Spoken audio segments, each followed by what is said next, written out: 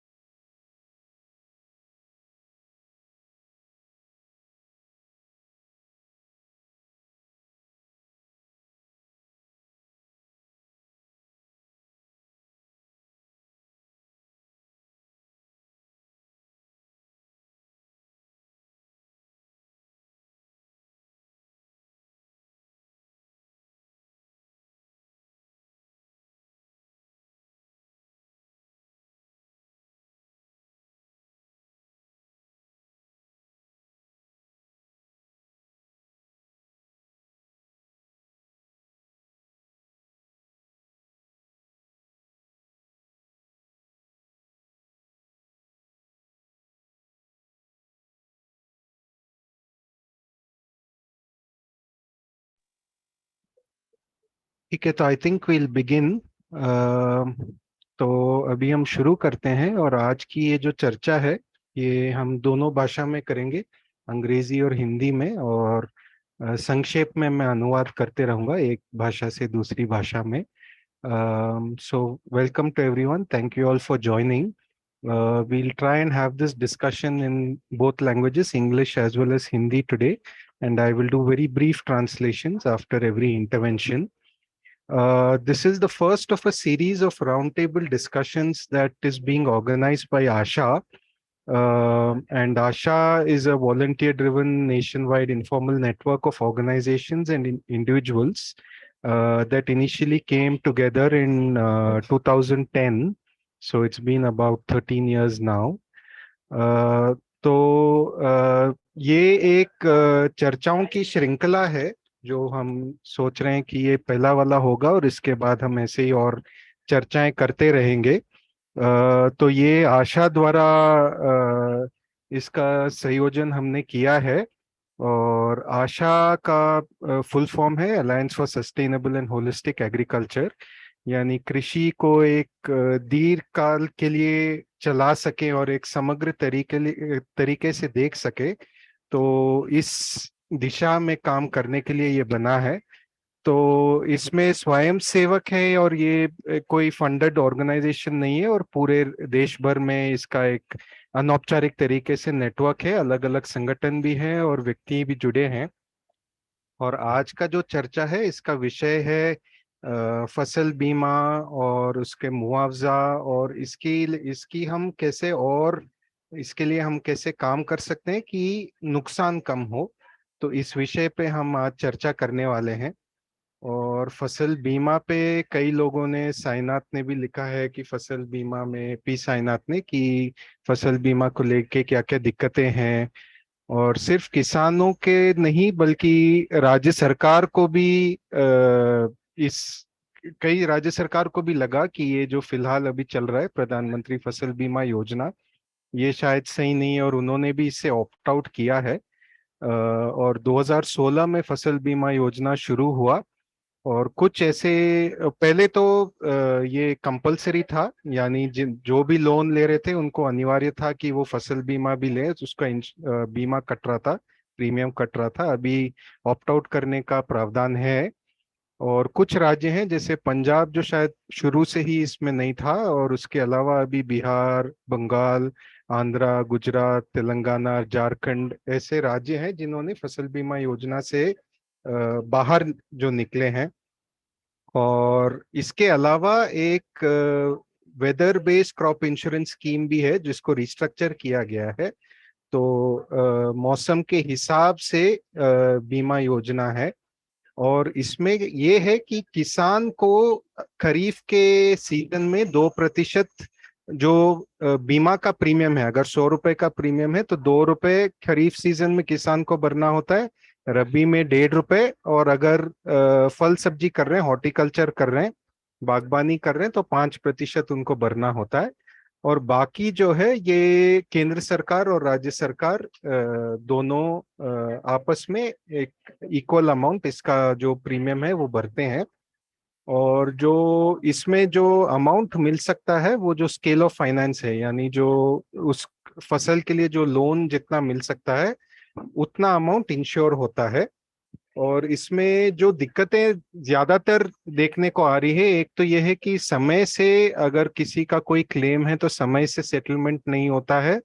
और दूसरा इसमें ग्रीवेंस रिड्रेसल यानी शिकायत निवारण भी एक काफी बड़ा इसमें इशू रहा है।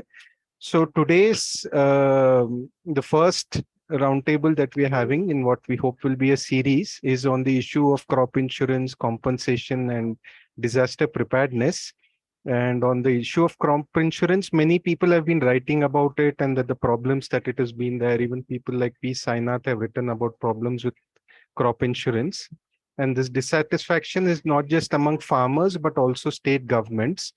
It was launched in 2016, and initially it was compulsory for farmers who were taking loans to sign up for this, and the premium would get deducted from their crop loan. Now the option of opting out is there. And I think right from the beginning in 2016, the Punjab government had opted out of this, and subsequently Bihar, Bengal, AP, Gujarat, Telangana, and even Jharkhand have opted out. I think maybe some of these have now come back in. And broadly, there is the Pradhan Mantri Fasal Bima Yojana, and then separately there is also a restructured weather-based crop insurance scheme. So both of these run. And in the Pradhan Mantri Fasal Bima Yojana, the premium, if the premium, for example, is 100 rupees, then 2% or 2 rupees has to be paid by the farmer in the Kharif season. For Rabi, it is 1.5%, and for horticulture crops, it's 5%. And the remaining premium is borne equally by both the state governments and the central government. And the sum insured is equal to the scale of finance. And one of the implications of this is that, of course, that if there's any crop loss, then the farmer doesn't really end up getting any compensation, in the sense that over and above the loan that the farmer has taken, there's no amount beyond that the farmer gets. And largely the issues with Fasal Bima Yojana have been that there is timely settlement of claims has not been taking place, and grievance redressal of problems that people have has also been an issue.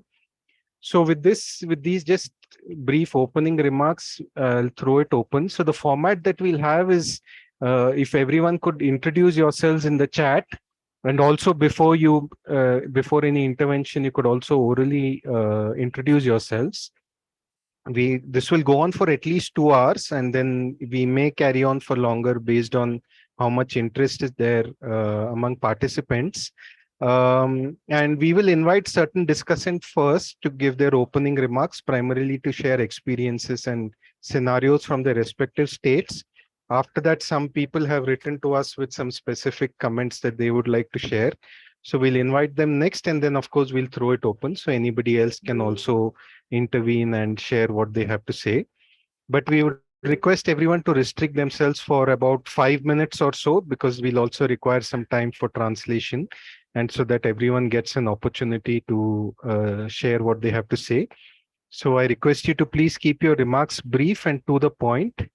And while articulating problems are important so that we can understand what possible solutions are, but we'll also request everyone as much as possible to, during your interventions, to also focus on sharing what are the alternatives or solutions to the problems that you are proposing, so that we can take the conversation forward from problems to solutions.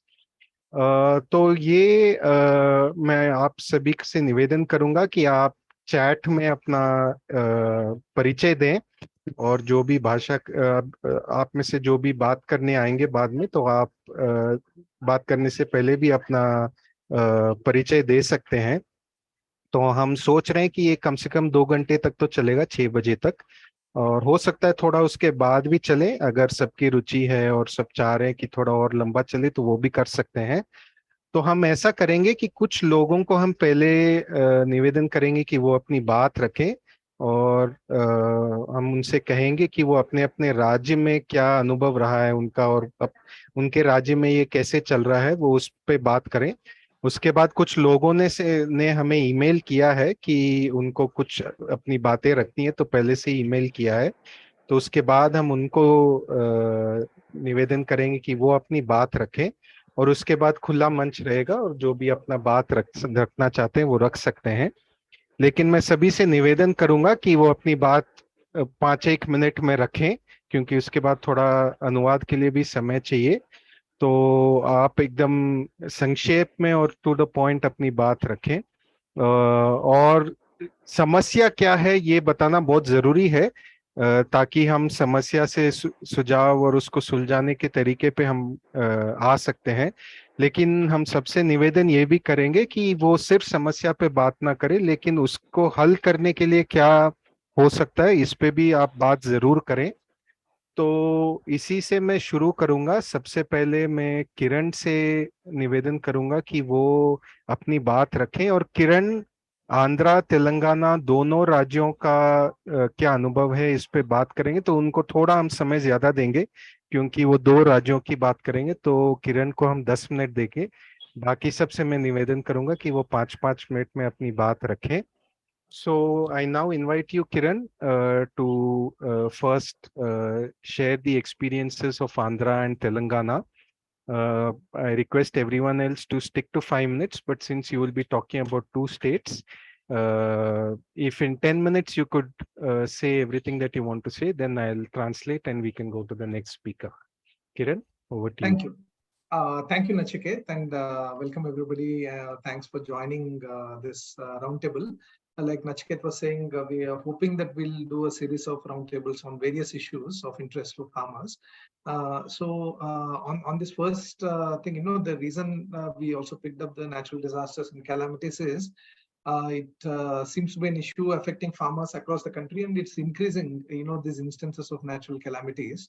I was just looking at some of the figures every decade, how the number of extreme weather events is increasing. So a couple of decades ago, it was 140 extreme weather events per year.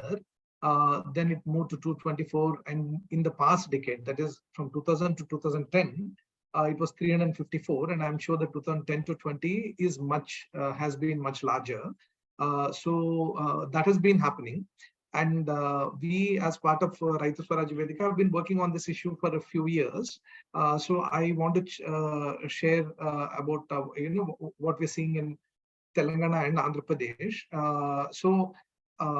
Essentially, I mean, just for us once again to grapple with the scale, in Telangana, like in 2020 October, just in 1 month, that too in a 3 or 4 day period, there were such heavy rains that almost 25 lakh acres of crop damage was reported.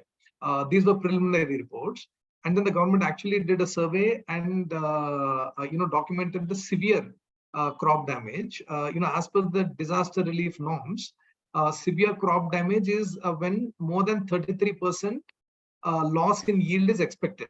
If that is the estimate, that the loss in yield is going to be more than 33%, then it's considered as a severe disaster.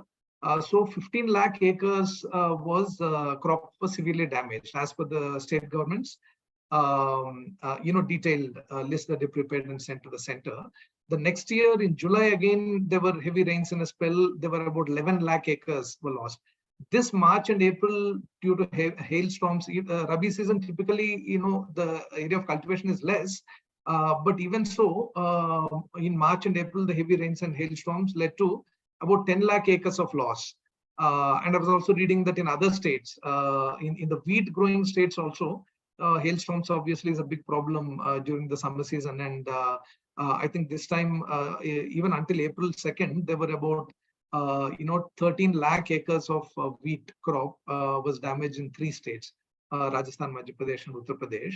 Haryana also saw, I think, crop damage this Rabi season.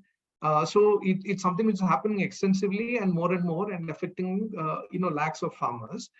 So essentially, like Nachiket was mentioning, there are I think 2 mechanisms by which the farmers can get some kind of a redressal for their crop loss. And I'm mainly talking about these 2 aspects, even in the context of Telangana and Andhra Pradesh. The disaster preparedness itself and so on is an entirely different topic, also important. But I'm only dealing with how the farmers can get some redressal for their crop damage.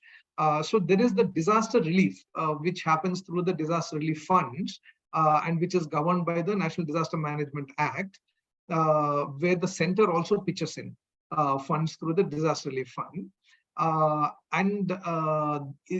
In this mechanism, basically, it is triggered by the state government declaring that there has been a widespread disaster. So that is when it gets triggered, and then the state government prepares estimates and then submits to the center.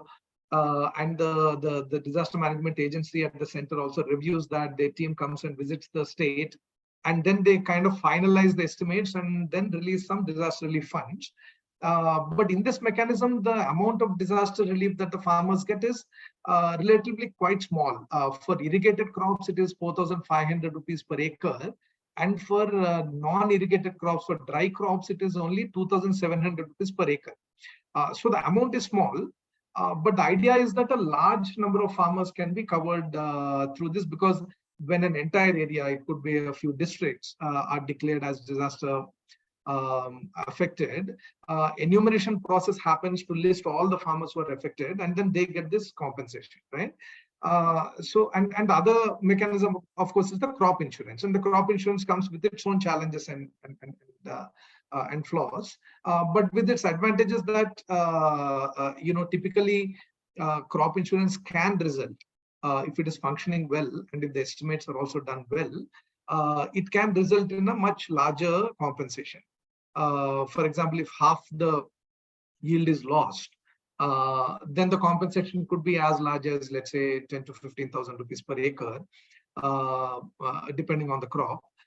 It could be more than 15,000 also, but then a lot depends on the implementation. So in Telangana and Andhra Pradesh, we find actually 2 very different situations. So I'll just share briefly. In Telangana, the government has been very reluctant to invoke the Disaster Management Act at all. Even all these, huge natural disasters that I was talking about, 25 lakh acres getting affected and so on. Even after the government makes the estimates, they are actually not invoking the disaster relief fund in most of the cases. And in 2020, when they did invoke the disaster relief and the central team came and visited, and they submitted their estimates, and the center actually released about 200 crores of funds through the disaster relief, not a single rupee has actually reached the farmer. So this is the issue that we have found with the disaster relief mechanism, that a lot lies in the hands of the state government, and if the state government actually doesn't take proactive steps. In this case, they were actually totally stonewalling. We took them to court, we filed a PIL. The High Court gave a very good judgment saying that the government should immediately compensate all the farmers and so on. But the state government simply appealed in the Supreme Court, and it is still pending, right? So a lot of effort is needed to actually extract those funds from the state government too. That's the experience in Telangana.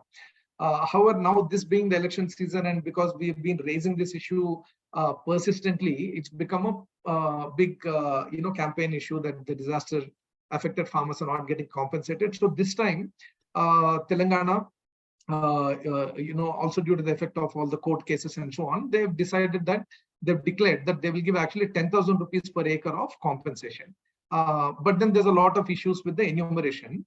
And another issue is that typically when this enumeration happens for the to record the beneficiaries who got affected, typically it is the land owning farmers who are whose names are noted, and not the tenant farmers.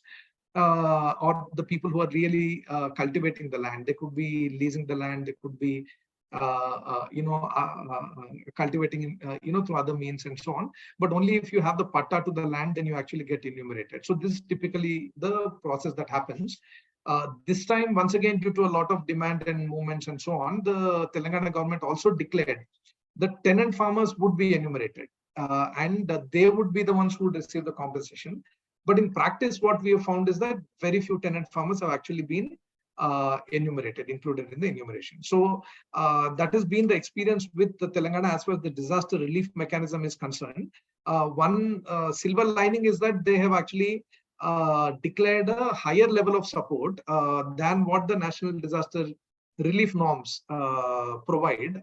So they provide only 4,500 for irrigated and 2,700 for unirrigated, whereas the state government has actually declared 10,000 rupees per acre for all crops, whether irrigated or unirrigated. So that is a positive step forward. And we are hoping that once they've committed for it this season, they will be forced to commit that next season also. I've seen that in Haryana also, the government has promised 10,000 rupees per acre. So in that context, just one last thing I want to mention is that this whole level of compensation in disaster relief has been an issue for quite a few years. And in 2012, in fact, there was a committee of 4 chief ministers headed by Bhupinder Hooda. It's called the Hooda Committee, and they had recommended even in 2012 that 10,000 rupees per acre should be the norm for compensation whenever there's a natural disaster. But even now, after more than 10 years, the norms are still at 4,500, 2,700. Whereas some state governments have, through their own funds, tried to put up more money. So that's with the disaster relief. The crop insurance, once again, yeah. You can go a bit faster. 10 minutes up already, but finish what you have to say just a bit faster. Sure. So with crop insurance in Telangana, basically the government pulled out of the Pradhan Mantri Fasal Bima Yojana and did not institute any crop insurance scheme in its place. So in a way, in Telangana, neither the disaster relief mechanism is working, nor there is a crop insurance scheme. And this we found is a disaster. I mean, it is basically something which is pushing farmers into real debt. So we've really felt it in the last 3-4 years. We've seen it very starkly that if these mechanisms do not exist, how bad it is for the farmers. So while recognizing the flaws in the crop insurance system, what we have found is that not having crop insurance system, makes things even much worse. So we would rather that the crop insurance be fixed and a better crop insurance scheme be in place. Just quickly, talking about Andhra Pradesh. In Andhra Pradesh, actually, both the crop insurance scheme and the disaster relief mechanism are both working. And in fact, the government is trying to make sure that the farmers get compensated through both the mechanisms. And there we find that actually a lot of money is going to the farmers through this compensation mechanism. And one thing which is special about Andhra Pradesh, especially last 3-4 years, is that in 2020, like Nachiket mentioned, several states pulled out of, about 7 states pulled out of the Pradhan Mantri Fasal Bima Yojana. Andhra Pradesh was also one of them, but they immediately instituted its own crop insurance scheme. And they actually, rather than going with the multiple private crop insurance companies, they actually established a general insurance corporation for Andhra Pradesh, particularly for implementing the crop insurance scheme. And they also said they will pay the entire premium for it. Basically, it's called a 1 rupee premium is what they actually take from the farmers. But the other thing is that when they do crop booking exercise, where the agriculture department, electronically records what crop is being grown by which farmer and how many acres, all the farmers who are in the e-crop booking exercise automatically get enrolled in the crop insurance program. So I would say this is one example where there's a comprehensive coverage even of farmers who are growing crops. And we have found that typically it has worked quite well to the benefit of the farmers. In 2021-22, for example, about 15 lakh farmers got claims under the scheme. About 2,977 crores, close to 3,000 crores have actually gone to farmers through the crop insurance scheme. But this year, for 22-23 onwards, they actually decided to shift to the Pradhan Mantri Fasal Bima Yojana with some modifications. That is also something to be noted, basically because the burden that the budgetary burden of the scheme, where the state is covering the entire farming population, also giving good claims, has proved too much for the state. So one of the lessons there, I would say, is that a central government contribution is absolutely necessary to, in the current budgetary situation of the states, to make a viable crop insurance scheme work. But Pradhan Mantri Fasal Bima Yojana, on the other hand, does not cover these kind of flexible schemes that the state governments themselves have come up with. So either you stick with the PMFBY norms or not. So under the PMFBY norms, what we found is that only about 28% of the farmers are actually getting covered in terms of the enrollment compared to the entire farming community. So these are some of the challenges I just wanted to put forward with the disaster relief as well as with the crop insurance, and hope we have a good discussion. Thank you. धन्यवाद किरण। मैं बहुत जल्दी से संक्षेप में किरण का अनुवाद कर लूंगा। तो किरण ने शुरुआत में यही कहा कि अभी जो जलवायु परिवर्तन हो रहा है उसके वजह से मौसम खराबा बहुत ज्यादा हो रहा है, पहले जितना होता था उससे बहुत ज्यादा हो रहा है। उन्होंने कई आंकड़े भी दी और उन्होंने उदाहरण भी दिया कि आंध्रा तेलंगाना में कैसे ये हुआ है पिछले कुछ सालों में। और ये भी बात कही कि उत्तर भारत में भी अभी हाल ही में पिछले फसल में भी गेहूं के फसल में कैसे खराबा हुआ है, और ऐसे होना अभी इसकी जितना होता है वो ज्यादा होने लगा है। दूसरा वो कह रहे थे कि फसल बीमा के अलावा जो राष्ट्रीय स्तर पे और राज्य स्तर पे भी जब ऐसा कोई डिजास्टर होता है तो उसके लिए कानून है और उस कानून के तहत मुआवजा भी मिल सकता है बीमा के अलावा। और इसके लिए जब राज्य सरकार घोषणा करती है कि ऐसे कोई डिजास्टर हुआ है तब तब उस राशि से मुआवजा मिल सकता है। उस राशि से जो मिलता है उसमें ज्यादा किसानों को मिलता है, लेकिन जो राशि मिलती है वो कम है। तो ये एक है जहां मुआवजा मिलता है। और दूसरा है बीमा। बीमा में ये है कि जो कॉम्पनसेशन मिलता है या जो राशि मिलती है वो ज्यादा मिल सकती है, लेकिन उसकी क्रियान्वयन में कई बार दिक्कतें होती है। तो उसके बाद उन्होंने तेलंगाना में क्या अनुभव रहा है उस पर बात की, और उन्होंने कहा कि तेलंगाना में पिछले कुछ सालों में कई बार ऐसे खराब मौसम हुआ है, उसके बावजूद राज्य सरकार जो डिजास्टर रिलीफ का कानून है उसके हिसाब से मुआवजा देना नहीं चाह रही है, और बहुत इच्छुक नहीं लग रही है कि उस माध्यम से किसानों को मुआवजा दिलाएं। और ज्यादातर हाँ अनुपम दा, I just invite you next after I do the translation. अगला उन्होंने कहा कि ज्यादातर जो जिन किसानों का अपने नाम में भूमि है उनको ही राशि मिलती है, बीमा की राशि या मुआवजा। और जो बटाईदार किसान है या ठेके पे जो जमीन लेके करते हैं उनको राज्य सरकार कहती है तेलंगाना में कि उनको भी मिलेगा, लेकिन वास्तव में उनको बहुत ही कम मिलता है। और उसके अलावा कितना राशि मिलता है मुआवजा में वो भी एक बहुत बड़ी सवाल रही है। और तेलंगाना सरकार प्रधानमंत्री फसल बीमा योजना से तो बाहर निकल गई, लेकिन उसके जगह पे राज्य सरकार ने कोई विकल्प अपने तरफ से कोई दूसरा स्कीम या योजना लागू नहीं किया है, और ना ही कोई डिजास्टर रिलीफ एक्ट से मुआवजा दे रही है। तो इस वजह से वहां दिखने को आ रहा है कि किसान अभी कैसे और भी ऋण में फंसते हुए जा रहे हैं। और उसके बाद उन्होंने आंध्रा का अनुभव के बारे में उन्होंने बात की। तो वहां उन्होंने कहा कि राज्य सरकार डिजास्टर रिलीफ एक्ट के तहत मुआवजा भी देती है और उसके अलावा फसल बीमा योजना भी काफी अच्छे से वहां चल रहा है। तो दोनों माध्यम से किसानों को राहत मिलती है। पहले तो ये है कि काफी साल तक आंध्र प्रदेश अपना खुद का एक अलग से योजना चला रहा था। और जैसे प्रधानमंत्री फसल बीमा योजना में तो यह है कि अलग अलग कंपनी है। लेकिन आंध्रा में उन्होंने जो लागू किया उसमें एक ही कंपनी था, और वो राज्य सरकार द्वारा चलाए जाने वाला कंपनी ही था। तो स्टेट गवर्नमेंट ने ही उस कंपनी को बनाया था, पब्लिक सेक्टर कंपनी था। और उसमें जो बीमा की राशि है, प्रीमियम है, वो पूरा राज्य सरकार ही दे रही थी। सिर्फ किसानों से मात्र 1 रुपए का प्रीमियम कट रहा था। और इसमें ये भी एक अच्छा है कि वहाँ जो ऑनलाइन एक क्रॉप बुकिंग सिस्टम है, उसको ई क्रॉप बुकिंग बोलते हैं। एक तरीके से गिरदावरी का सिस्टम है, लेकिन ये पूरा गिरदावरी ऑनलाइन इंटरनेट द्वारा होता है।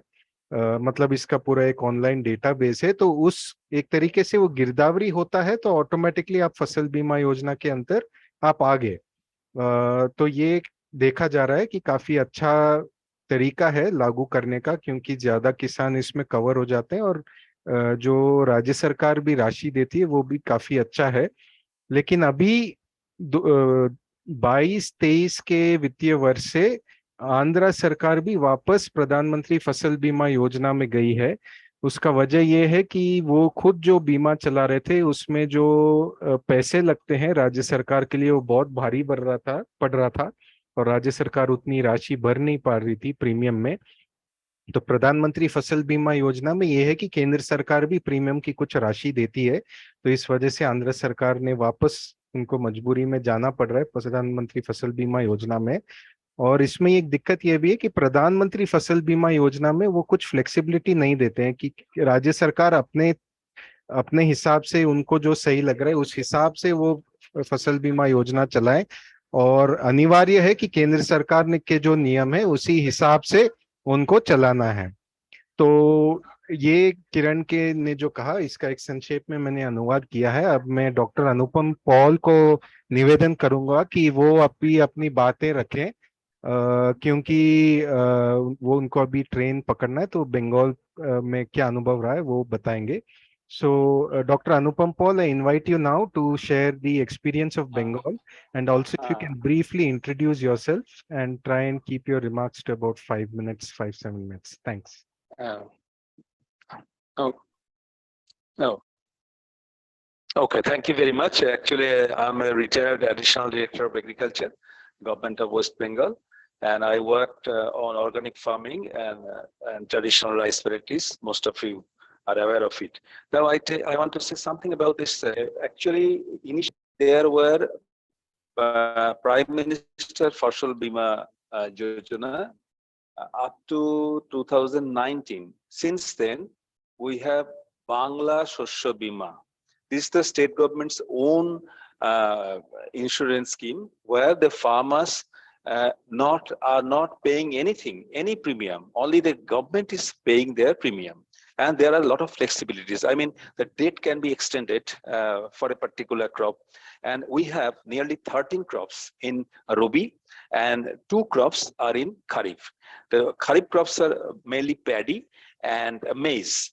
And the unit of this insurance, only one insurance company is working here, not several companies.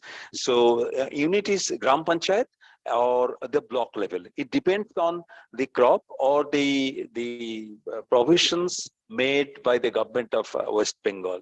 So we don't face any difficulties in registering the farmer's name. Farmers' names are to be enrolled through online, and the farmers get a receipt. And if there is any crop damage, and they will get compensation. But how they will get the compensation? This is a two-way method.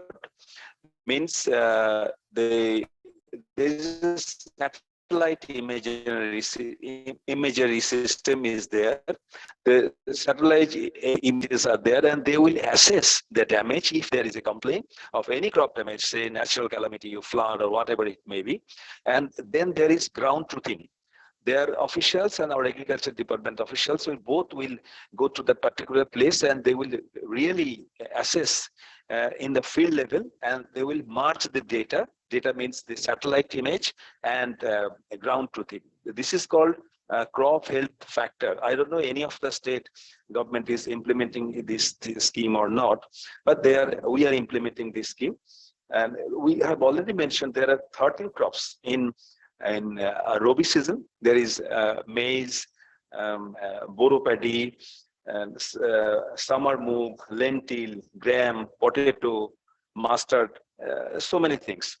And the farmers are not at all paying anything. Now, one thing I must point out that the amount of compensation they will get is dependent on the scale of finance. The SOF, scale of finance, means the cost of cultivation. And there is a committee for determining the cost of cultivation for each district. And accordingly, we have scale of finance for different crops for different districts. But it may seem somewhat higher. I can tell you, for summer paddy, it is about 76,000 to 118,000 for an hectare of rice, boro paddy. For potato, it is about 136,000 to 2 lakh rupees. Actually, it depends on the district and the district committee, but it may seem somewhat higher. Mainly, it is raised because the farmers can get their adequate compensation. There are other political compulsions are there, maybe that I am not discussing here. Say, I have calculated that per hectare you need at least 50 to 55,000 for growing rice. But here the cost of cultivation is nearly 76,000, so somewhat higher. And that's why they will get the compensation accordingly. Nearly 80 to 90% of their cost of cultivation they will get. Per acre, it comes around 40,000. And out of 40,000, of 80,000, 80%, that comes to 32,000. So the farmers are getting. So actually, farmers are getting compensation. There is no problem in compensation. One thing I must tell you here that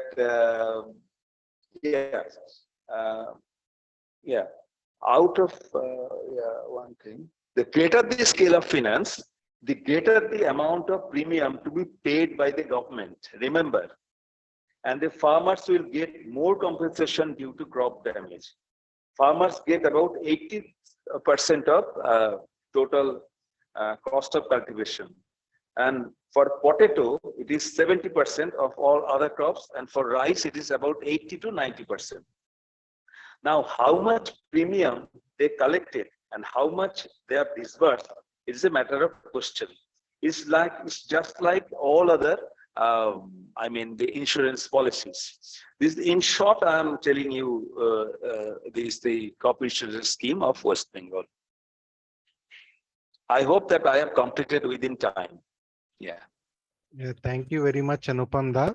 अनुपम दा ने बंगाल का अनुभव के बारे में बताया। तो 2019 तक वहाँ फसल बीमा योजना चल रहा था केंद्र सरकार द्वारा, और उसके बाद बांग्ला सहस्य बीमा चल रहा है वहाँ।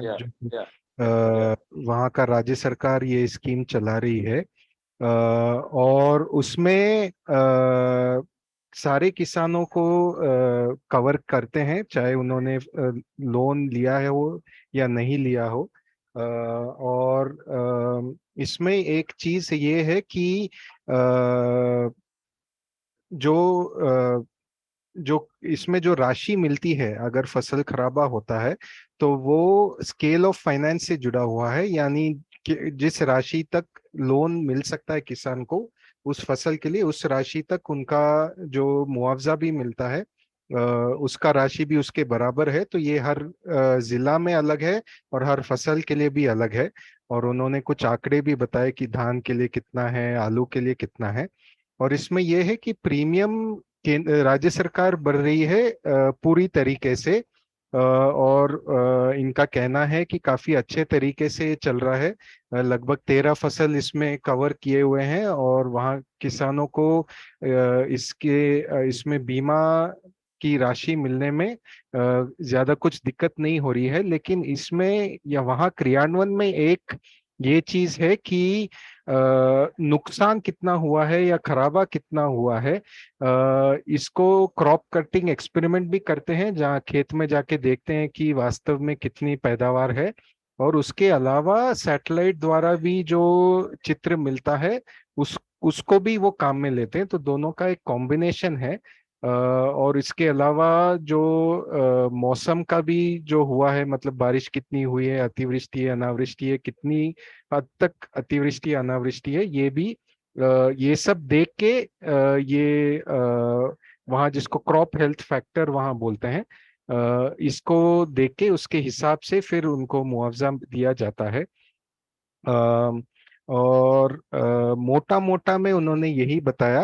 उनको अभी ट्रेन पकड़ना है, तो उनके जाने से पहले किरण को उनसे एक सवाल करना है। तो Kiran, if you can quickly ask your question, then we'll move on to Aditya ji from Gujarat next. Kiran? Just about the satellite imagery based estimate, that crop health factor that you're talking about, did you actually observe on the ground whether that crop health factor is really matching, what is there on the ground? And do they really, I mean, when the officials go and visit the fields where the crop damage is kind of estimated, do they then do crop cutting experiments to verify those estimates, or it is just a eyeball kind of estimate that they make? Yeah, I visited some occasions that it really matches, mostly matches. And I have already mentioned that this insurance policy is not meant for a single farmer. It's just like a group insurance. But most of the farmers, if they have enrolled, they will get they will get the compensation. And it matches with satellite data. It matches with the ground truth. For all the crops. I mean, I heard that paddy and jute is good, but other crops may not be that good. No. Whatever the experience I have with the teal, sesamum, I have the experience with sesamum and rice. I have the two experience of the two. During my tenure, I got these two particular crops. Thank you. तो किरण ने पूछा Thank you. So I'm leaving. Yeah, thank you very much, Anupam da. Thank you. Anupam da, stay for as long as you can. Thank you. Okay. I will try my level best. Okay. Yeah, thank you. तो किरण ने पूछा था कि ये जो satellite से photo लेते हैं वो कितना सही होता है। तो अनुपम दा ने कहा कि उनका जो अनुभव है, कम से कम धान में और तिल में, तो उनका अनुभव रहा है कि ये काफी हद तक सही है। तो अब मैं आदित्य जी से निवेदन करूंगा कि वो अपनी बात रखे। Aditya ji is from Gujarat, so I invite him to now please share what he has to say about the Gujarat experience.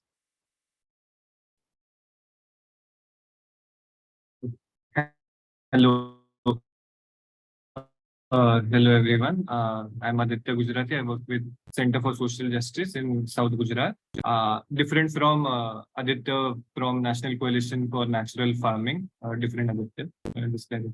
So in Gujarat, I'll quickly wrap up in 5 minutes. In Gujarat, the situation is that in 2020, Gujarat opted out of Pradhan Mantri Fasal Bima Yojana. Okay, and there was also a High Court case about this. So basically, what had happened is a few farmers hadn't received their the background to this is they hadn't received their insurance amount, the insured amount. And so what happened is they went to the court, and the insurance company alleged that the state government is not paying them the premium, and because they are not getting paid the premium, they cannot release the amount to the farmers. The High Court chastised the state government, saying unless you pay the premium, how can the insurance company pay the amount? But the fact of the matter is, the insurance company needed to pay the amount of the previous year, and the state government was withholding the premium for the subsequent year, whereas they needed to pay the insurance for the previous year to the farmer. So because of all this confusion, the state government decided to opt out of Pradhan Mantri Fasal Bima Yojana in 2020. Now the curious case is that no separate scheme as such was announced. There was one-off scheme which was announced was Mukhyamantri Kisan Sahay Yojana for Kharif season of 2020. So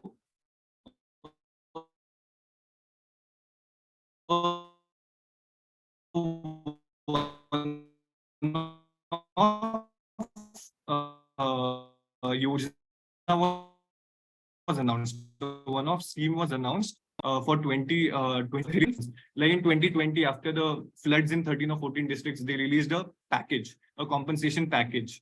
Then again, in March, when there were unseasonal rainfall, they released a package. So there's no insurance insurance policy as such after the Pradhan Mantri. Am I audible or am I stuck? Okay. Yes. So there's no such policy as far as I'm aware of this. So now going to the scheme, these one-off schemes which have been declared have their own sets of problems. The Mukhyamantri Kisan Sahay Yojana in 2020, which was declared, at least again, the minimum amount that Kiranji said of 33% is applicable here as well, was applicable here. For crop loss of 33 to 60%, assistance of rupees 20,000 per hectare was announced. And for crop loss above 60%, rupees 25,000 per hectare for a maximum of 4 hectares was announced. Okay. So, and then again, a special grievance redressal mechanism will be set up for beneficiary farmers. A dashboard will be created. A lot of these things were planned and notified. But again, it was for a one-off season, so it didn't quite get implemented in a way. In fact, I didn't even find the scheme online. So there were plenty of problems with this. And again, it was a one-off scheme. So what happened later on was, and we started working on this in 2022 when there was massive rainfall in Dang in 2022, when we met the district agriculture officer and when we also after surveyed, because there were so many losses, when we went to the ground and tried to search for if there's insurance, if what is happening, we realized that firstly on the ground, these packages are not being implemented. So you have the SDRF fund through which the packages are through which money is routed, and these packages on top of the SDRF amount that is given. So I'll just go to the highlights of these packages as to what do the resolutions actually say. Okay. Now the problem again with these packages is that they notify certain number of districts after a certain level of rainfall. So if there is crop loss in some other district or block apart from the notified area, they can only avail from the SDRF fund. These Krushi Rahat packages, these compensation packages don't apply to them. So they notify the districts or blocks where these packages will be applicable. So in 2022 Kharif season, 2,554 villages in 14 districts were notified, and again the announcement was that the loss was 6,000 for unirrigated land. Again, the whatever amount has been mentioned in SDRF, and on top of that, from the state budget, certain amount will be given. So it came out to be per hectare 30.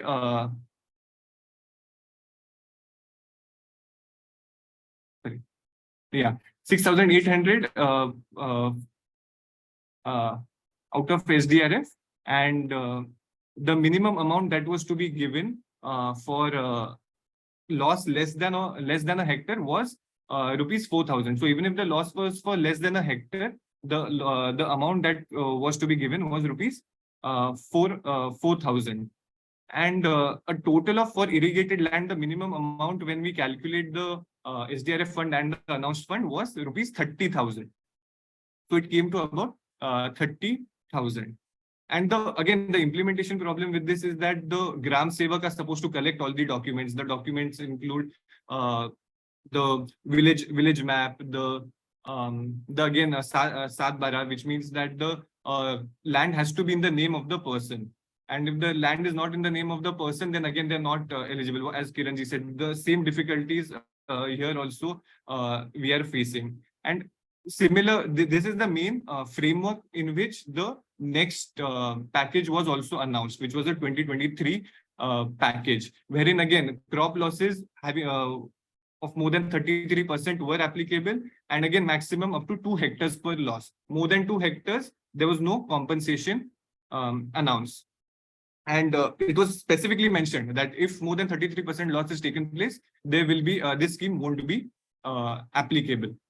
And the entitlements, again, very less, again violating the Sendai framework, which says that you have to build back better. Whatever you are, the compensation has to be in a way that you are building the communities who have faced loss better.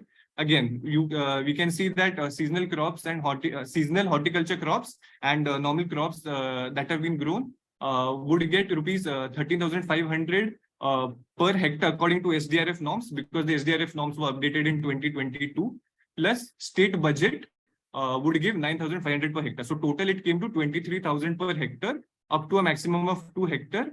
And for perennial crops, loss more than 33% would be rupees 18,000 per hectare from SDRF and 12,600 out of state budget. So that would go to 30,600.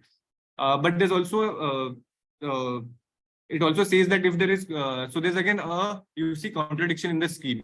If loss is less than say 1 hectare, how much ever hectare is there, you will get a minimum compensation of only rupees 4,000.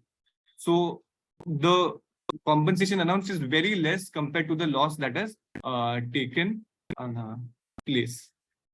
And yeah, so this is basically the change that we observe from 2020. What has happened is the maximum area where in Mukhyamantri Sahay Yojana, the first scheme that was announced after Gujarat opted out of the crop insurance after the Pradhan Mantri Fasal Bima Yojana, was that maximum up to 4 hectares it will apply. But now again they have reduced to maximum of 2 hectares.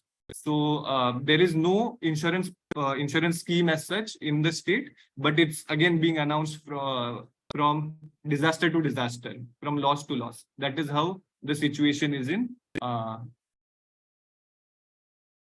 Gujarat. Yeah. Sorry, I switched off my video because someone in the comment said that I was there was low bandwidth. The voice was breaking a bit. Thank you very much Aditya. मैं बहुत जल्दी से संक्षेप में अनुवाद करता हूँ. तो उन्होंने आदित्य ने कहा कि 2020 में गुजरात ने फसल बीमा योजना से बाहर निकल गए क्योंकि वहाँ हाईकोर्ट में एक केस चला जहाँ किसान कोर्ट में गए थे और कहा कि उनको बीमा में मुआवजा नहीं मिला. और बीमा कंपनी का ये कहना था कि राज्य सरकार ने उनको प्रीमियम नहीं दिया, जबकि राज्य सरकार ने उनको उस सीजन का प्रीमियम दिया था और दूसरे सीजन का प्रीमियम उनको नहीं दिया था. तो इन सब लफड़ों में पड़ना नहीं चाह रही थी राज्य सरकार, इसलिए उन्होंने फिर उस स्कीम से ही निकल गए, प्रधानमंत्री फसल बीमा योजना से निकल गए. लेकिन उसकी जगह पे उन्होंने परमानेंटली कोई दूसरा वैकल्पिक स्कीम अनाउंस नहीं किया है. वो तो जब वो निकले 2020 में, इससे जब बाहर निकले फसल PMFBY से, तो उन्होंने एक मुख्यमंत्री सहाय योजना का घोषणा किया था, लेकिन वो सिर्फ एक सीजन के लिए था. और उसके बाद ऐसे ही जब भी कोई खराबा होता है, बहुत ज्यादा खराबा होता है, तो उस वक्त कोई घोषणा करते हैं, लेकिन कोई परमानेंट स्कीम नहीं है. और मुख्यमंत्री सहाय योजना में भी उन्होंने कई चीजें घोषणा तो की कि शिकायत निवारण होगा और इसके लिए ऑनलाइन पोर्टल वगैरह होगा, लेकिन ये सब लागू नहीं किया, कि क्रियान्वयन नहीं की गई. और इसके लिए जो पैसे आ रहे हैं वो स्टेट डिजास्टर रिलीफ फंड से आ रहे हैं. तो राज्य सरकार का जो एक कोष बना है कि ऐसे जब खराबा होता है तो उसके लिए मुआवजा देने के लिए जो कोष बना है, वहां से मुआवजा के लिए भी और बीमा के राशि दोनों के लिए भी पैसे वहीं से आ रहे हैं. और ये जब हर बार अनाउंस करते हैं तो इसमें अलग अलग उसमें जो डिटेल्स हैं वो बदलते रहते हैं. तो आदित्य ने उसके भी काफी डिटेल में बताया, मैं उसमें उतना जाने नहीं वाला हूँ. लेकिन मोटी बात यह है कि जहां ज्यादा खराबा हुआ है उन्हीं जिलों के लिए घोषणा होता है. तो एक जिले में हुआ है तो उसी जिले में उसी जिले के लिए घोषणा होता है, और कहीं कुछ हुआ है तो उन किसानों को कोई मुआवजा नहीं मिलता है. और उसके अलावा एक सीमित दायरे तक, जो मतलब अगर मेरे पास 5 एकड़ है लेकिन 2 एकड़ तक का ही मुआवजा मिलता है या 1 एकड़ का ही मिलता है, तो वो भी बदलते रहता है, हर घोषणा में अलग होता है. और कितना मुआवजा मिलता है वो भी काफी कम है, मतलब जो वास्तव में खराबा हुआ है उसकी तुलना में मुआवजा मिलता है वो कम है. और उन्होंने ये भी कहा कि मुआवजा मिलने के लिए जमीन उस जो किसान है उनके नाम पे जमीन है तभी उनको मिलता है। अगर कोई बटाईदार किसान वगैरह है तो उनको मुआवजा नहीं मिलता है। तो प्रेमेश बालन, you've raised your hand. Do you have a question, or if you'd like to say something, I'll come to you next. This is regarding the PMFBY experience in Gujarat. We as Sajjata Sangh have been instrumental since the inception of this scheme in 2017. Can I talk in Hindi if possible? Yeah. Because I think you are translating, that's why, sir. Yeah. No, then I'll translate into English, any one language. Okay. So the thing is that the difference between PMFBY and Mukhyamantri Kisan Sahay Yojana is that it is a relief-based activity. The Sahay Yojana means relief. It does not mean risk mitigation or risk management. Secondly, the response that the government has had, I would like to add what the reason was said about the discontinuation of the scheme in Gujarat. There was a problem in the deciding the insurance companies, because in PMFBY it was every year the insurance companies have to be empaneled, which was a tedious process for the agriculture department, which already was burdened with all the data to be collected from the field level. So that was one of the reasons that they discontinued, and they subsequently started the Kisan Sahay Yojana. The name itself says that it has more to do with relief. So it has nothing to do with insurance. And secondly, if we go through the data of Gujarat government, there have been quite a number of claims which have been paid, but the payment has been delayed, because what happens is that if I take the insurance in Kharif 2023, I will lay the claim in Rabi 2023. So the evaluation will start, the assessment will start after that period. So that is how the entire process got delayed, and we would like to. Premesh, I don't know if he's joined by phone, he might have got a call.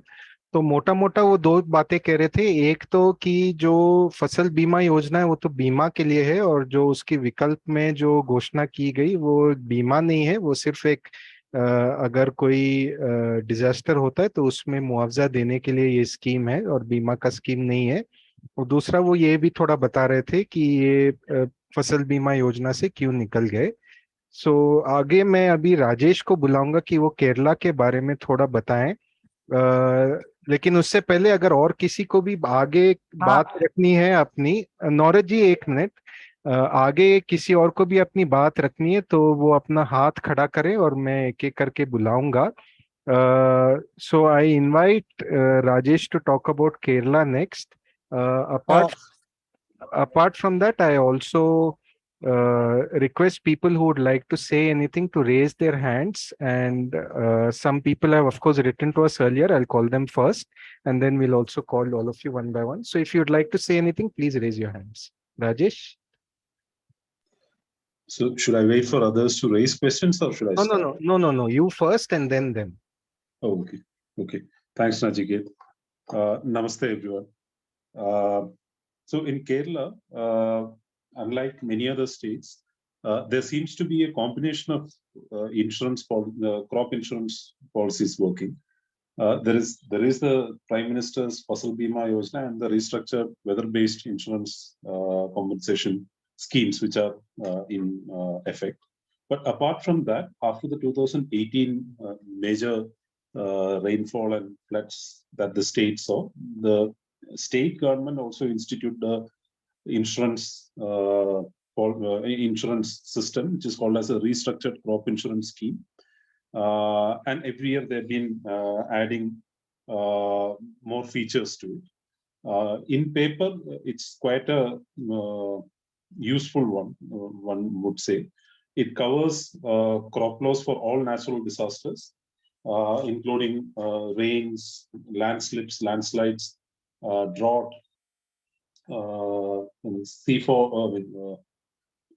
sea water erosions, all kinds of natural disasters, plus wild animal attacks.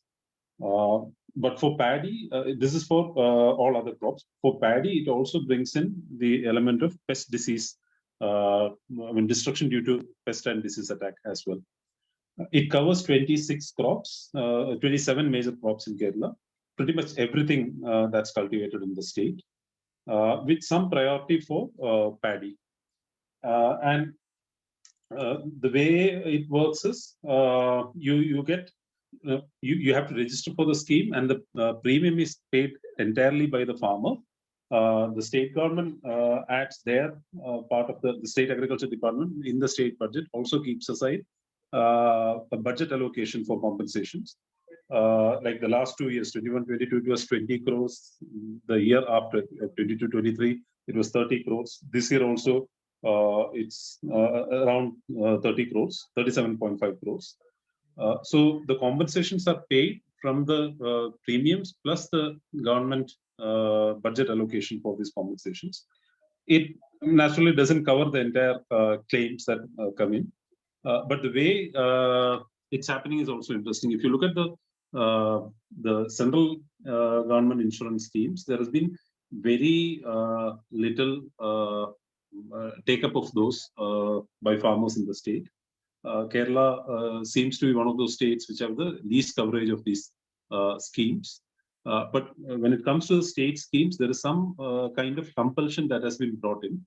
Like all the for paddy, for instance, for any compensation that you can get, and also for any subsidy that you can avail from the Panchayat Raj system, we have a lot of funds being routed through the Gram Panchayat, Block Panchayat, and Jilla Panchayat systems. And for any kind of subsidies from that system, you need to also insure your crop, especially paddy.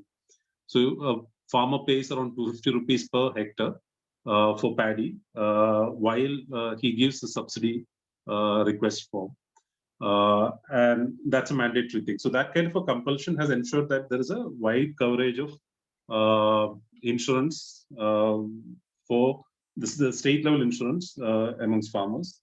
And then there is also the loan linked insurance part, but since 2021, I guess, that mandatory linkage has been removed. So one sees further decrease in the PMFBY, but because of the state government's insistence on subsidies to be available, you need to have this state insurance scheme. You see a larger number of farmers going for a state insurance scheme.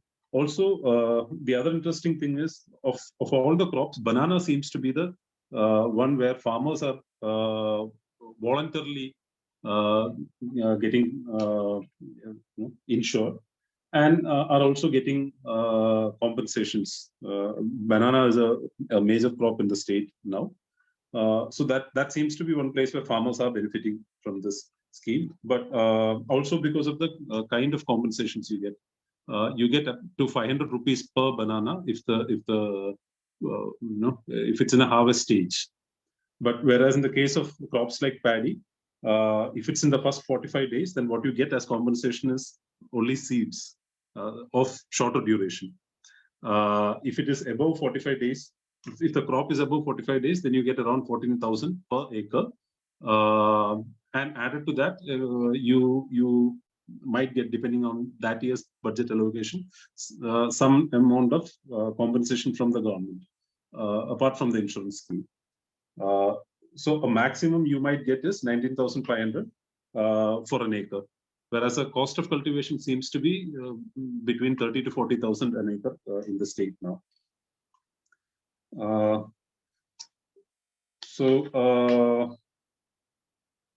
Yeah. So the other interesting thing is, it's not it's not mandatory that a whole region has to be impacted for a farmer to be compensated. If in a whole village, if there is only one farm that is impacted, then the farmer can claim compensation based on their loss.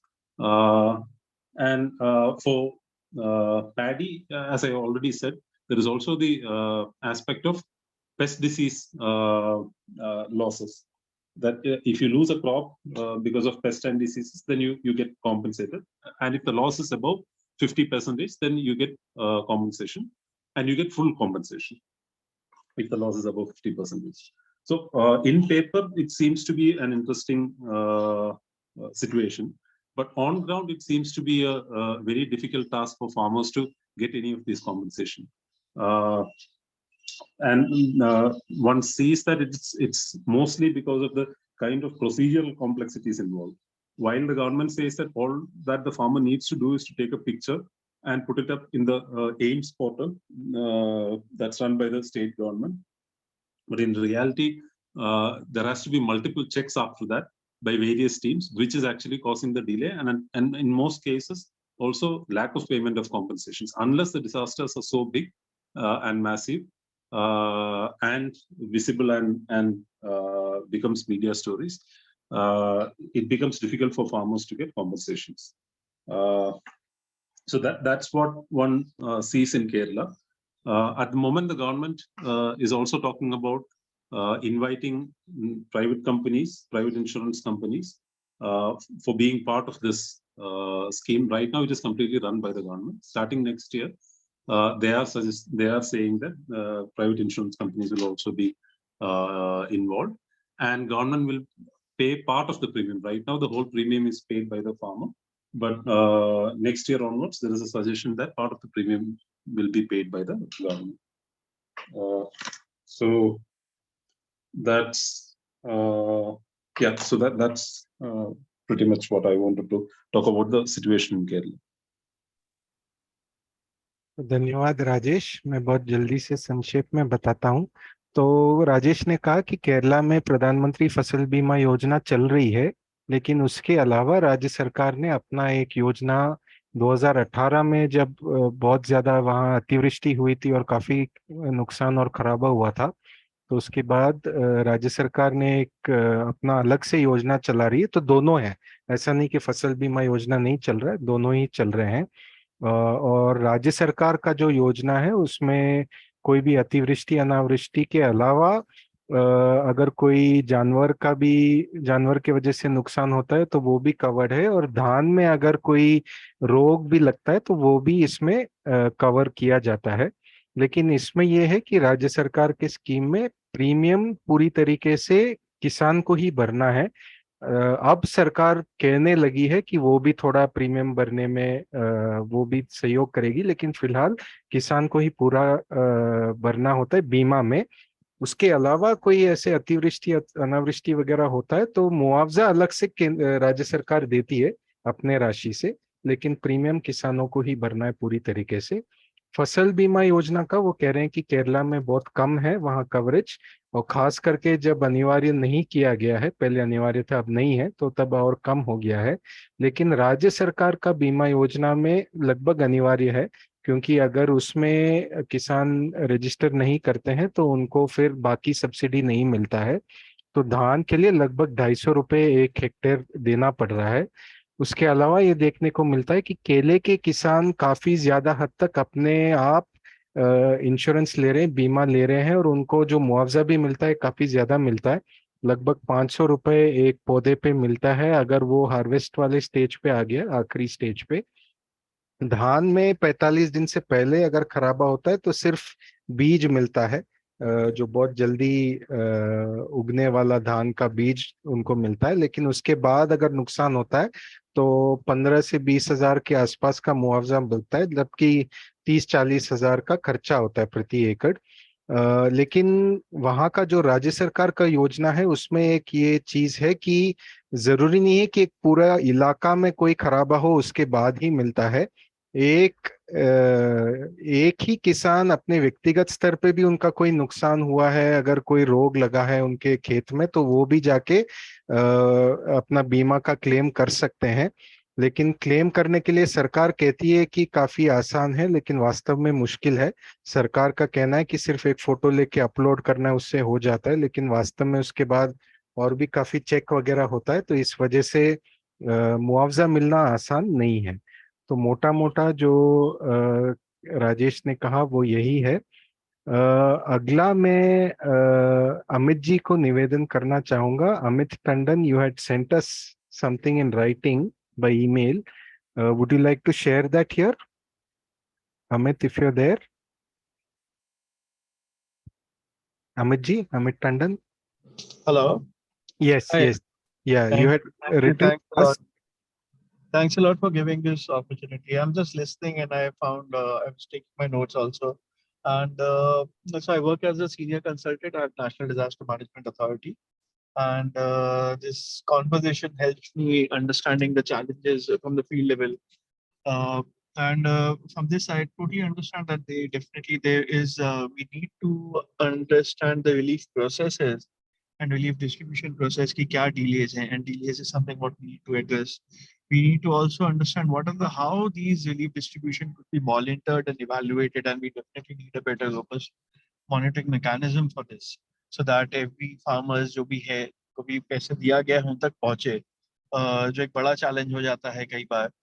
और तीसरा मैं ये भी समझने की कोशिश करूँ, we need to increase the number of crops that needs to be addressed, can be part of the relief schemes, because जो MHA की गाइडलाइंस है 2011 की, सॉरी 2021 की, उसमें भी the number of crops are very limited, and that we need to increase, and we need to also increase that there are more bandwidth among different uh,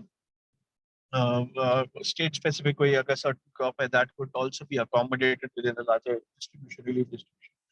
I'm also understanding that there could be some of the states where there are when states take more ownership of the of certain insurance policies, that actually helps people benefit more, especially in the case of Andhra Pradesh. So, which means that we need to push or we need to motivate states to take more accountability and more ownership of certain insurance schemes, etc. Increase the pool of insurance companies, and so that there are more buyers of both from the insurance company side as well as from the farmer side. And definitely these conversation helps a lot to me to understand these nuances. And I'll continue to listen. I look forward to more conversation around this topic, so that some of these challenges can be addressed in policy guidelines, certain programs what can be formulated, etc. And in future, I'll definitely reach out to, I think Ajay is a good friend. I'll definitely reach out to more people in case we develop some more, we review these guidelines, assistance norms, etc. To this group, so that there's a more grassroots level understanding what we can bring in. Thank you. Thanks a lot. Yeah. तो धन्यवाद Amit ji.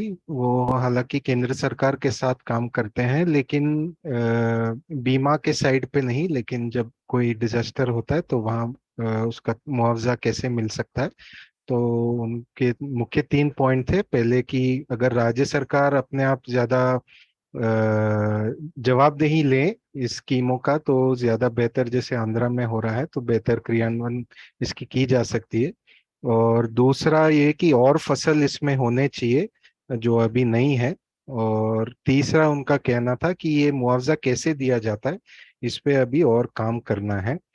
प्रेमेश ji, I see your hand, I will just invite you next. उससे पहले नौरज जी राजस्थान से जुड़े हैं। तो Nauraj ji has worked a lot on in Rajasthan the Fasal Bima योजना, प्रधानमंत्री फसल बीमा योजना, how it is implemented. So he himself is a farmer, his own experience, plus he has worked with many other farmers also on problems with claiming insurance. So I invite him now. नौरज जी, आप अपनी बात संक्षेप में अगर रख सकते हैं, और खास करके क्या आपके सुझाव हैं।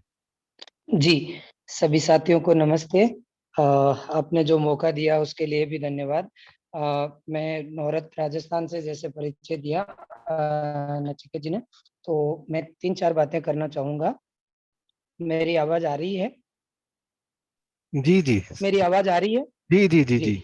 तो जी, तो प्रधानमंत्री फसल बीमा योजना राजस्थान में भी 2018 से है, और इसमें 6 कंपनियों को राजस्थान में 6 कंपनियों को अलग अलग जिलों में राजस्थान सरकार ने एमओयू किया है।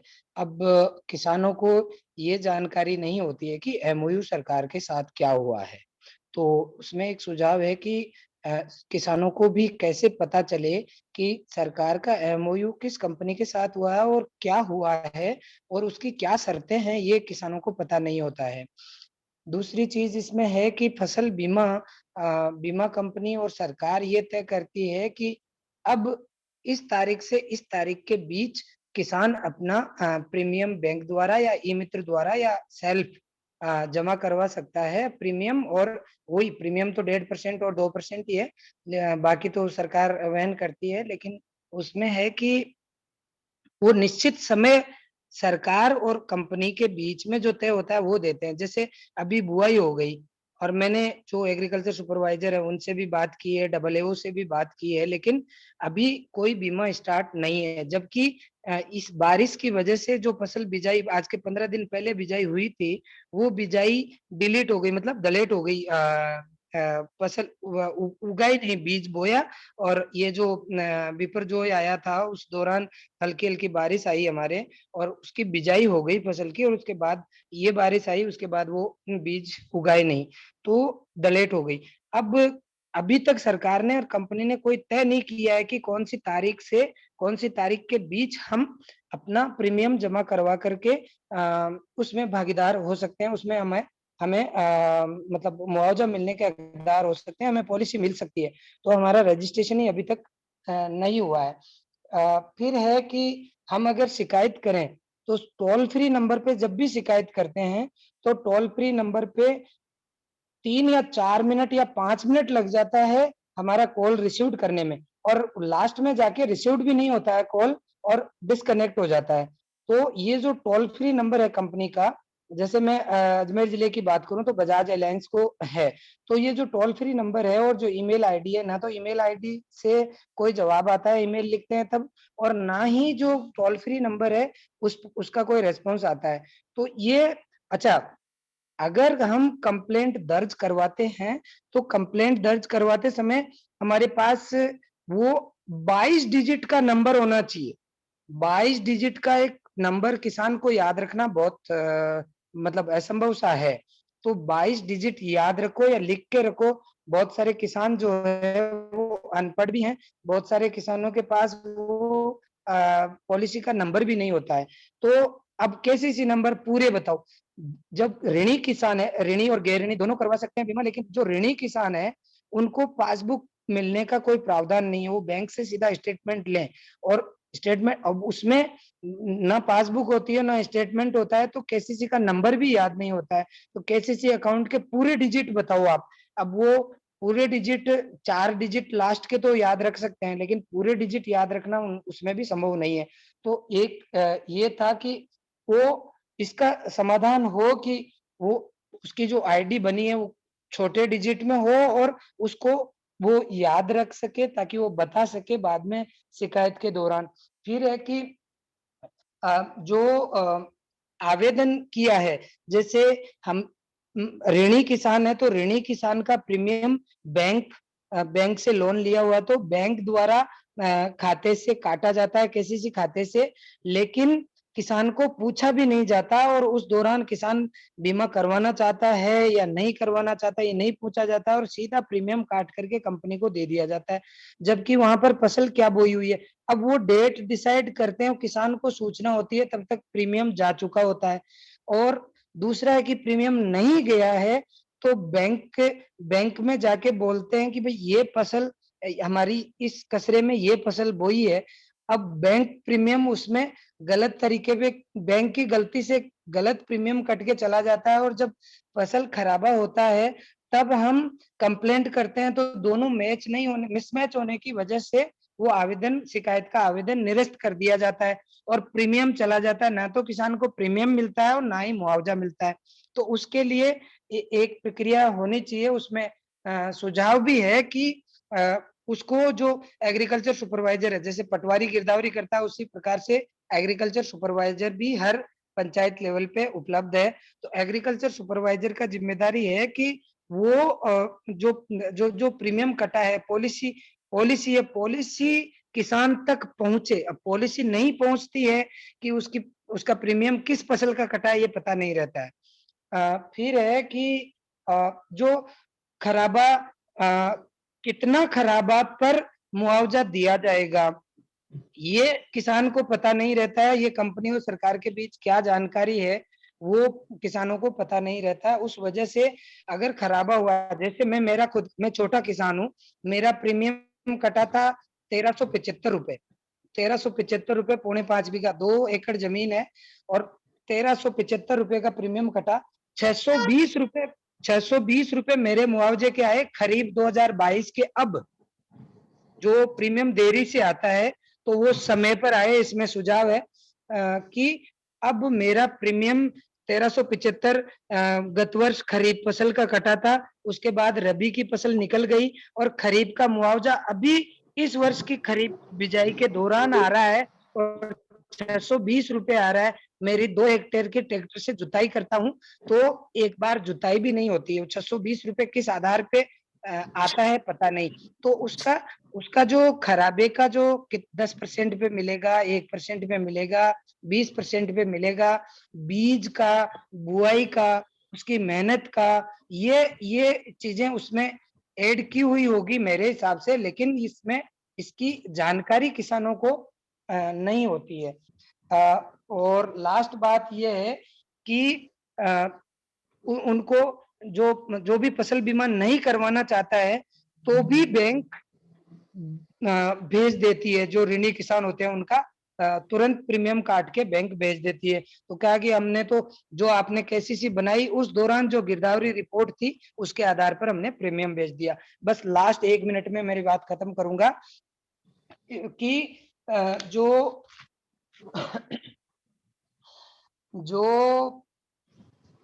आधार आधारित अकाउंट है किसान के, तो वो आधार से खाते में जो हम जो फार्म मित्र ऐप है उसमें जाते हैं तो हमें दिखता है कि हमारा पेंडिंग है, लेकिन उधर खाते में कोई पैसा आता नहीं है और आवेदन निरस्त दिखाई देता है और कंपनियां उस रिकॉर्ड को, जो पुराना रिकॉर्ड है, उसको वेबसाइट से हटा देती है।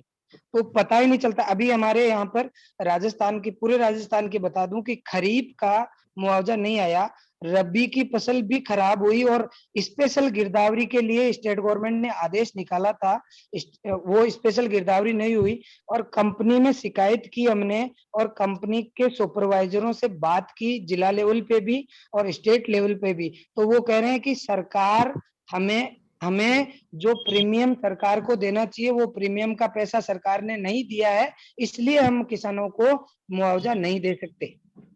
बस यही है, मेरा इतना ही है। थैंक यू, आपने जो सुना, धन्यवाद।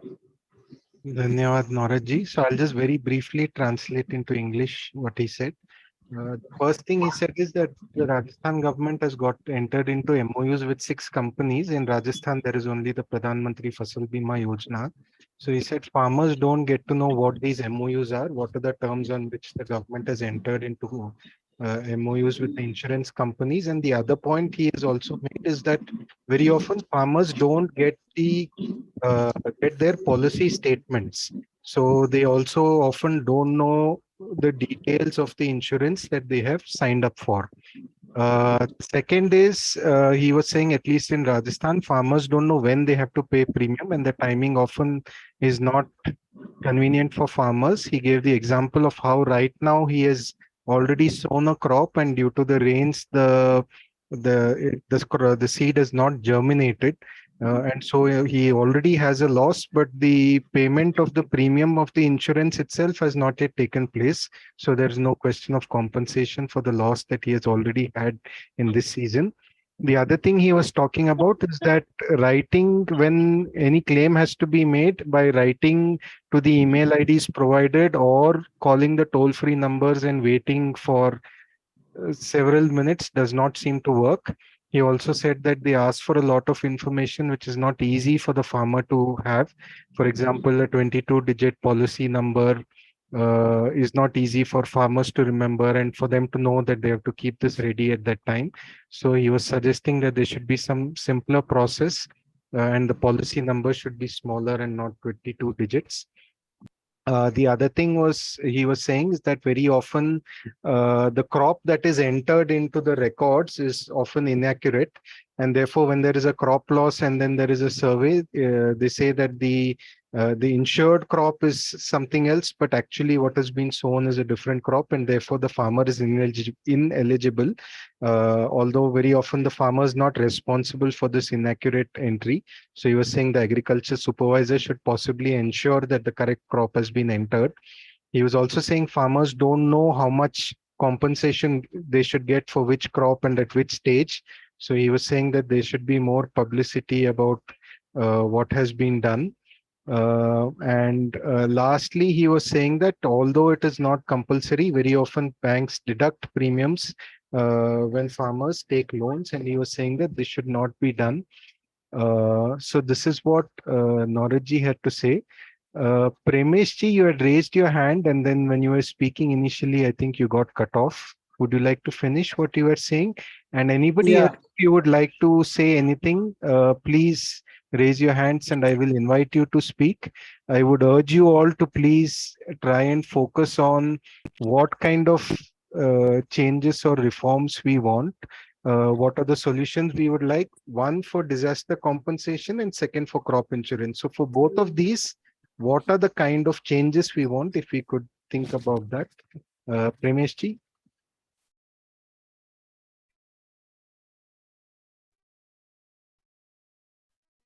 Yeah, sorry, I got disconnected. To add was in Gujarat, as Sachita Sangh, we have tried out with alternative weather insurance schemes promoted by Agriculture Insurance Company of India, AIC of India. So it's basically a private product. There is government does not have any role to play in that, but we could see that the system and processes that have been established by AIC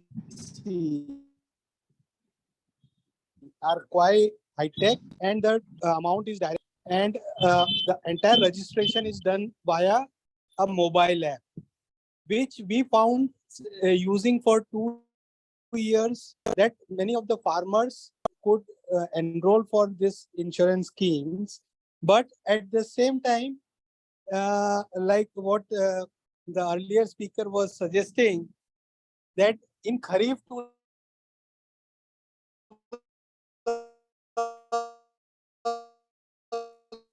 Premesh ji, at 2022, least your many voice of is the breaking for me. farmers got Premesh ji. compensated, but in Rabi, okay, yeah. So that was so with AIC, Sajjata Sangh has been able to demonstrate the importance of insurance, weather-based insurance products, whether it is through government or through private. Last year, we could benefit more than 270 farmers in various parts of Gujarat. Thank you. If anyone wants to know more about our experiences, we have also done 2 studies on PMFBI and implementation of PMFBI. One in collaboration with and second, it was done by DSC. Okay, I think लगता है कि प्रेमेश जी का फिर से call आया, तो वो एक वैकल्पिक इंश्योरेंस स्कीम की बात कर रहे थे जो उनका अनुभव है गुजरात में एक प्राइवेट कंपनी के साथ। तो इसका कोई सरकारी स्कीम से कोई लेना देना नहीं है, तो उसका अनुभव के बारे में वो बता रहे थे।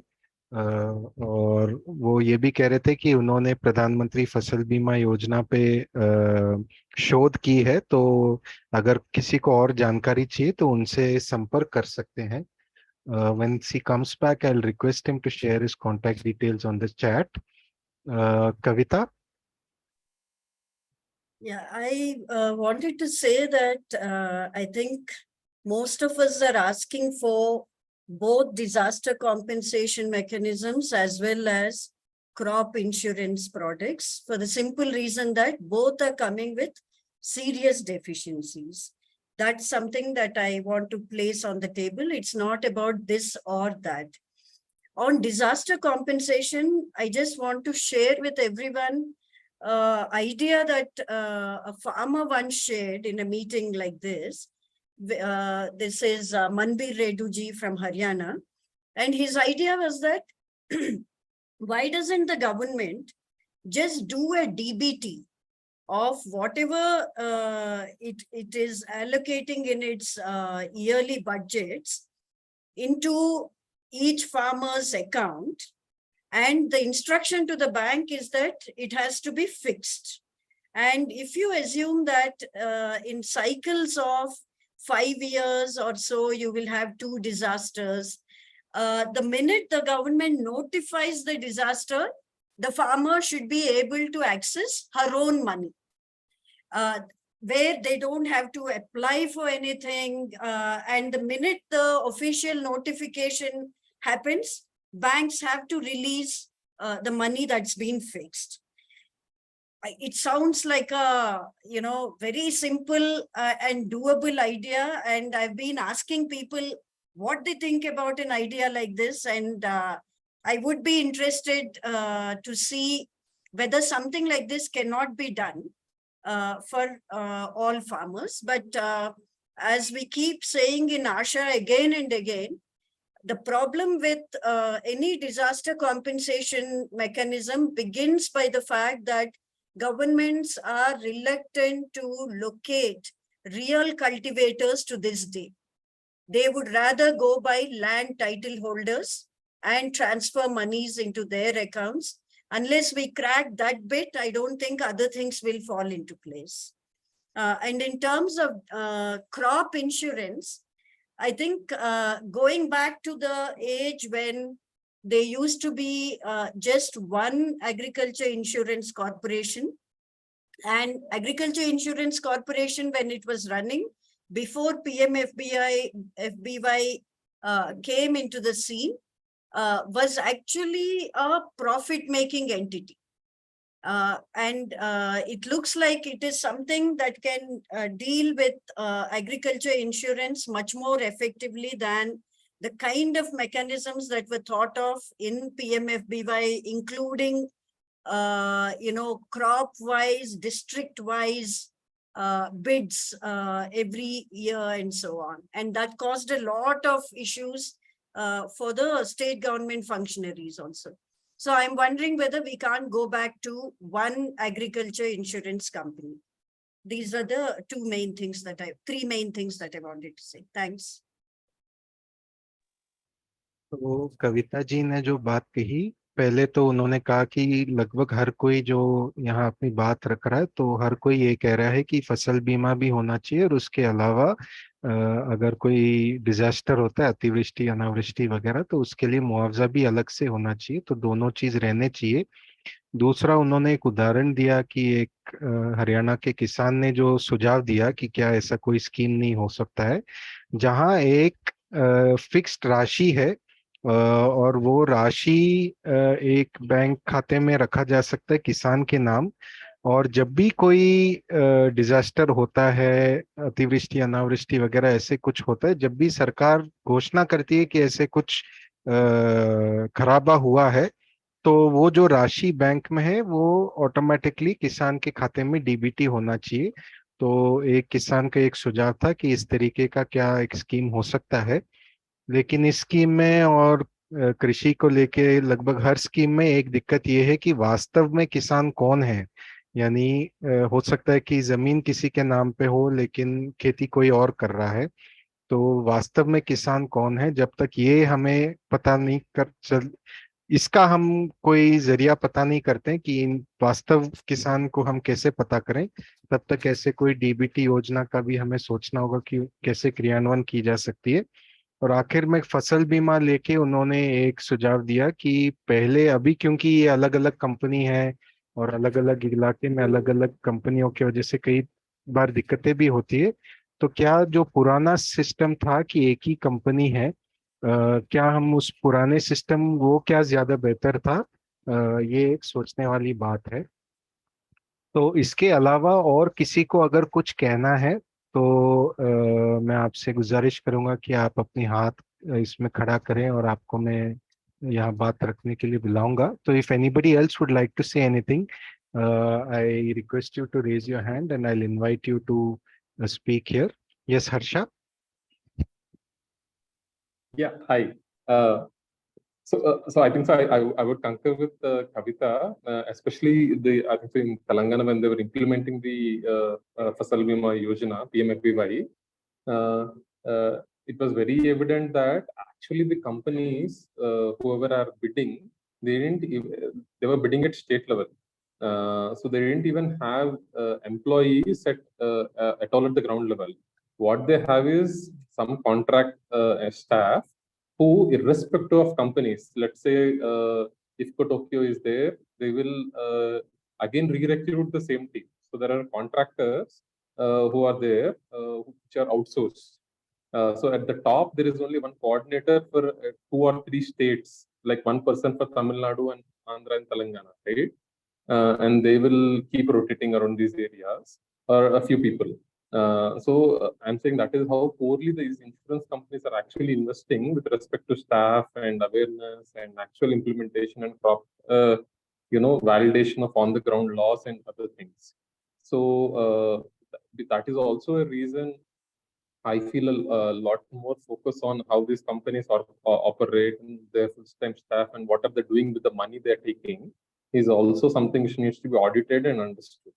For example, one experience quickly in Mancherial when the crop loss happened in 2018, the insurance company actually said that there is no crop loss as per the new guidelines which has happened in paddy, and they rejected the whole. They didn't even do the on ground field visits in detail, and they totally rejected. Eventually, it was a few farmer collectives, including us, who actually interfered. And an important point is within this operational guidelines itself, there is a PMFBY, there is something called a district level joint committee, which is supposed to be headed by a collector and the agriculture officer, even the insurance company is supposed to present, and 3 representatives from district farmers, nominated by agriculture department, also should be present. So this is actually one part of it. I feel a lot, probably even we didn't exercise until at that moment. And when we exercised this and pushed the collector to form this committee, and we reviewed this for a week, we were able to do a survey in 100 villages at one point of time, very detailedly, and eventually thousands of farmers benefited, which led to crores of money going to farmers. So I feel there are probably some clauses which are there within the PMFA which we need to push and make sure farmers have a say. If they are not, we should try to include that. Apart from this, there's a few issues. These are some of the comments I probably captured there. Thanks Harsha. तो हर्षा ने कहा कि कविता ने जो बात कही उसी से सहमति जताते हुए उन्होंने तेलंगाना का अनुभव बताया, जहां ऐसे कई बार होता है कि एक कंपनी पूरे राज्य में कवरेज के लिए वो उनका जब बिड होता है तो वो करते हैं, और कई बार उनके जमीनी स्तर पे उनके स्टाफ भी नहीं होते हैं, और कई बार जो होते भी हैं तो वो कॉन्ट्रैक्ट पे होते हैं। तो इस वजह से काफी दिक्कत होता है। तो उनका एक अनुभव रहा है कि जिला स्तर पे कमिटी होते हैं जिसके अध्यक्ष कलेक्टर होते हैं, और उसमें 3 किसान प्रतिनिधि भी होने चाहिए। तो उनका अनुभव है कि जब उन्होंने इस कमेटी के गठन के लिए बात की सरकार से और ये कमेटी का गठन हुआ, तो उसके बाद काफी अच्छा इसकी इम्प्लीमेंटेशन रही है, क्रियान्वयन रही है, और कई किसानों को मुआवजा मिला है। तो ये शायद एक जरिया हो सकता है फसल बीमा योजना को अच्छे से लागू करने के लिए. Now I invite you, Virendra Patel, and then after that, Rajesh. So Virendra has also been asking in the chat more than once, how will we take this forward? So just before I invite you to speak, generally what Asha does is to try and collate inputs from different people through things such as webinars and such roundtables, and we try and collate various inputs and put together a document which we then advocate for. In addition to that, we also have people from the government like Amit Tandon here who have been listening to this. So hopefully it will also lead to some positive changes. But now I invite you to share what you have to say. Yeah, thank you, Nachiket, for this opportunity. I would like to point out a couple of things. One is that crop insurance does cover post-harvest losses also. But the funny clause is that if you have cut the crop and kept in the farm or the field, if it rains or fire or whatever it is, then it is covered. Unfortunately, if you bring that produce outside your farm and put it for sun drying, that if continuously it rains for 3 or 4 days, this is not covered. Is it not a post-harvest loss? That's a very funny clause. And secondly, it's not uncommon for farmers to lose their crops post-harvest because of continuous rains or any other matter, they are unable to dry. Only sun drying is possible, or rather farmers know only sun drying. There are mechanical dryers are available and it is possible. And I appeal if NGOs and those people who have funds to come forward and help to set up mechanical dryers where you can dry tons of produce in just a couple of hours. In this way, you can rescue the produce and farmers' losses can be prevented. This is other thing I would like to bring it up. And again, one more thing, what I sincerely feel is that at least I have come out with a concept which I call it as Grameen Grain Handling Hub. All the post-harvest responsibilities of farmers should be freed from farmers. Like milk collection, once the milk is collected, it's the milk collecting agency to handle the milk, and they do it very, very professionally. I would like to see a day where the crops are handled professionally and the returns really reach the farmer. This is in brief. If anybody would like to know about my concept, Grameen Grain Handling Hub, yes, there are many, many more aspects to it. What I further extend to it that since all the produce is not clean, nor dry enough, nor fit to be fit for storage, you cannot expect a farmer to know what is the percentage of moisture it needs to be to store. If it is instead of 12, it is 14%, you are inviting the storage pest. So a professional handling of this grain need to come into picture. The unfortunate part is the moment you utter the word post-harvest, simply people directly go to fruits and vegetables, as if the grains and other grains, food grains do not need any attention. And I mean, if anybody wants to discuss it more, whatever points you want to raise, I'll be very happy to contribute my views. Thank you. And could you also briefly just introduce yourself also, please? Yeah, my name is Virendra Patil. I hold a PhD in agriculture biotechnology, but now I have a family farm. Post-retirement, I am into farming. I am also a director in the FPO, and I have looked agriculture problems post-harvest. My interest is mainly in post-harvest because it is like difference between your cup and lip. Your crop is ready, you have harvested, you are unable to dry, especially a crop like green gram. We face this every season. At least 30 to 40% of the farmers, they lose their green gram crop. To harvest, it needs to be dry because in Kharif we have small windows of rain-free period for harvest. in that. The drying is really, really must. But suppose if it doesn't stop raining for 3 days, the entire produce gets sprouted and the whole thing is lost. And same case with soybean. Again, it has to be harvested in small windows of rain-free area. If you are unable to dry it, fungus develops, and again, you lose the entire crop. This is a perennial problem. And from last 7-8 years, I approached several agricultural decision makers at state level, at central level, but they don't think that this is a problem. That is my problem, unfortunately. And your location? I am in Bidar, Karnataka. Okay. Okay. And this the harvest caught in rains is not an uncommon factor. Every year you come to know, you read in paper very much. And one of the most reason for store grain pest is you don't dry it enough. Right. You don't clean it thoroughly. So I recommend a grain handling hub at every Hobli level, in the radius of 10 to 15 kilometers. We should have that professional setup. Dry it, clean it, bag it. If the farmer wants to sell it online, offline, or if you want to store, give the pledge money. If you want to go for processing, I think this is I'm trying to promote this, but as I said, I have no listeners. I hope I find some listeners in this group, and hopefully this can be taken forward in one or the other way. If the government person sitting in here would like to get in touch with me, he is most welcome to.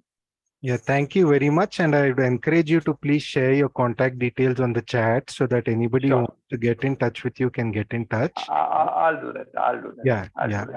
तो वीरेंद्र जी का रुचि है कि फसल पकने के बाद जब उसके कट जाता है तो उसके बाद जब नुकसान होता है उसको कैसे हम कम कर सकते हैं। तो कई बार जो बीमा में जो पॉलिसी है उसमें ये लिखा है कि फसल कटने के बाद खराब होता है तो उसका कवरेज है, लेकिन वो जब खेत में है तभी होता है। तो यदि आप अपना फसल काट के खेत में ही सुखा रहे हो तब तो और नुकसान होता है, तब तो ठीक है। लेकिन अगर आप उसको कहीं बाहर ले जाते हो धूप में सुखाने के लिए और तब अगर कोई बारिश आती है, कोई खराबा होता है, तो फिर वो कवर नहीं होता है।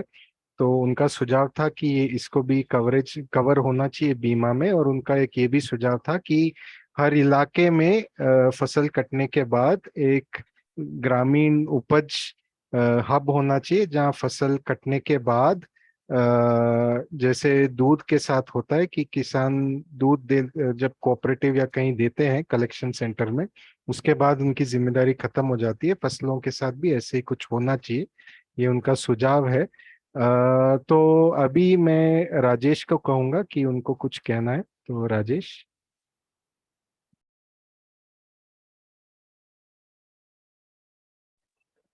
Yeah, hi.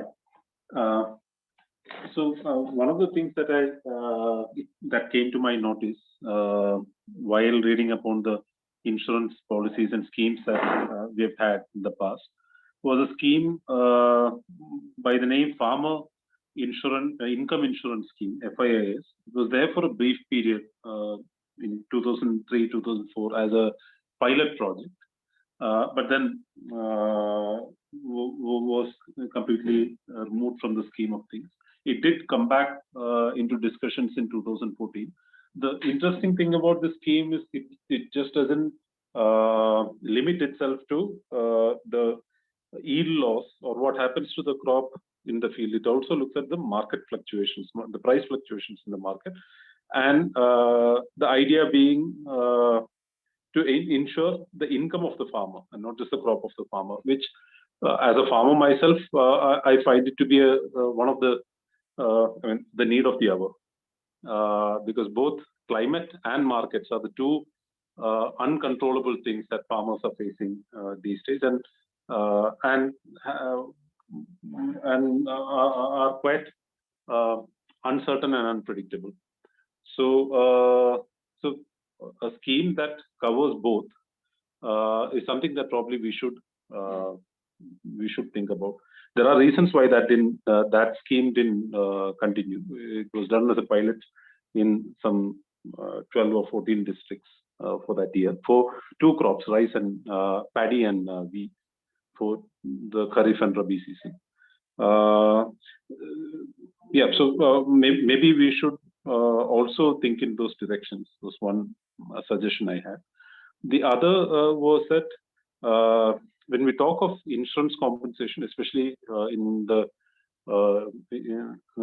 occurrence of disease or pest, the usual procedure involves what they call as a DDT, District Diagnostic Team. And I think it might have various names in various states, but here it's called as DDT. And this DDT is supposed to come and visit the farmer's field, and you mostly will only have one team in a district, and supposed to come and check whether the farmer had done all those practices which are to be done to prevent that kind of a situation. And all those practices always means chemical practices.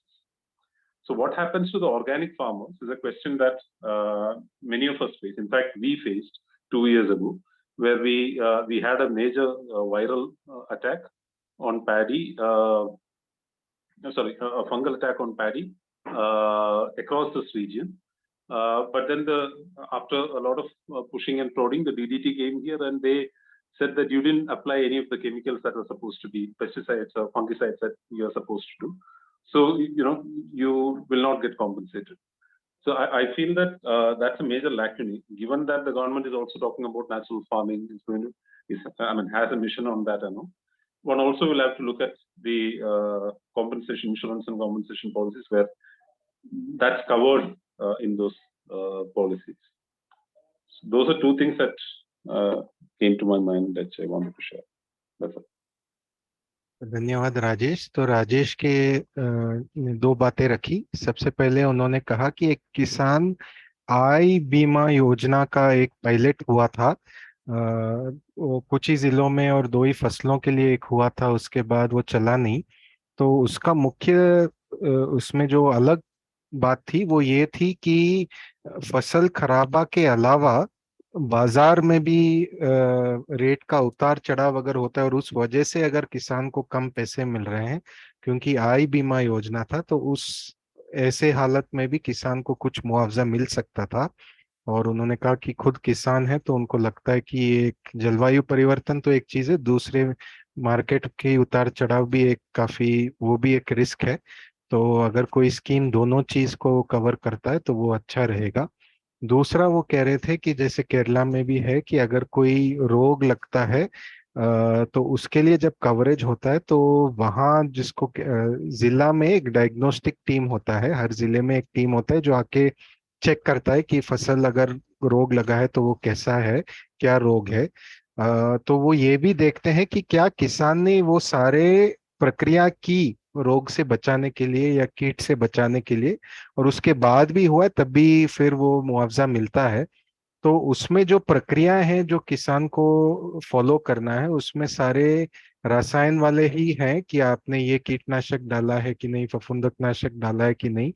और अगर कोई जैविक किसान है, प्राकृतिक तरीके से खेती कर रहे हैं तो उनको वो मानते नहीं है।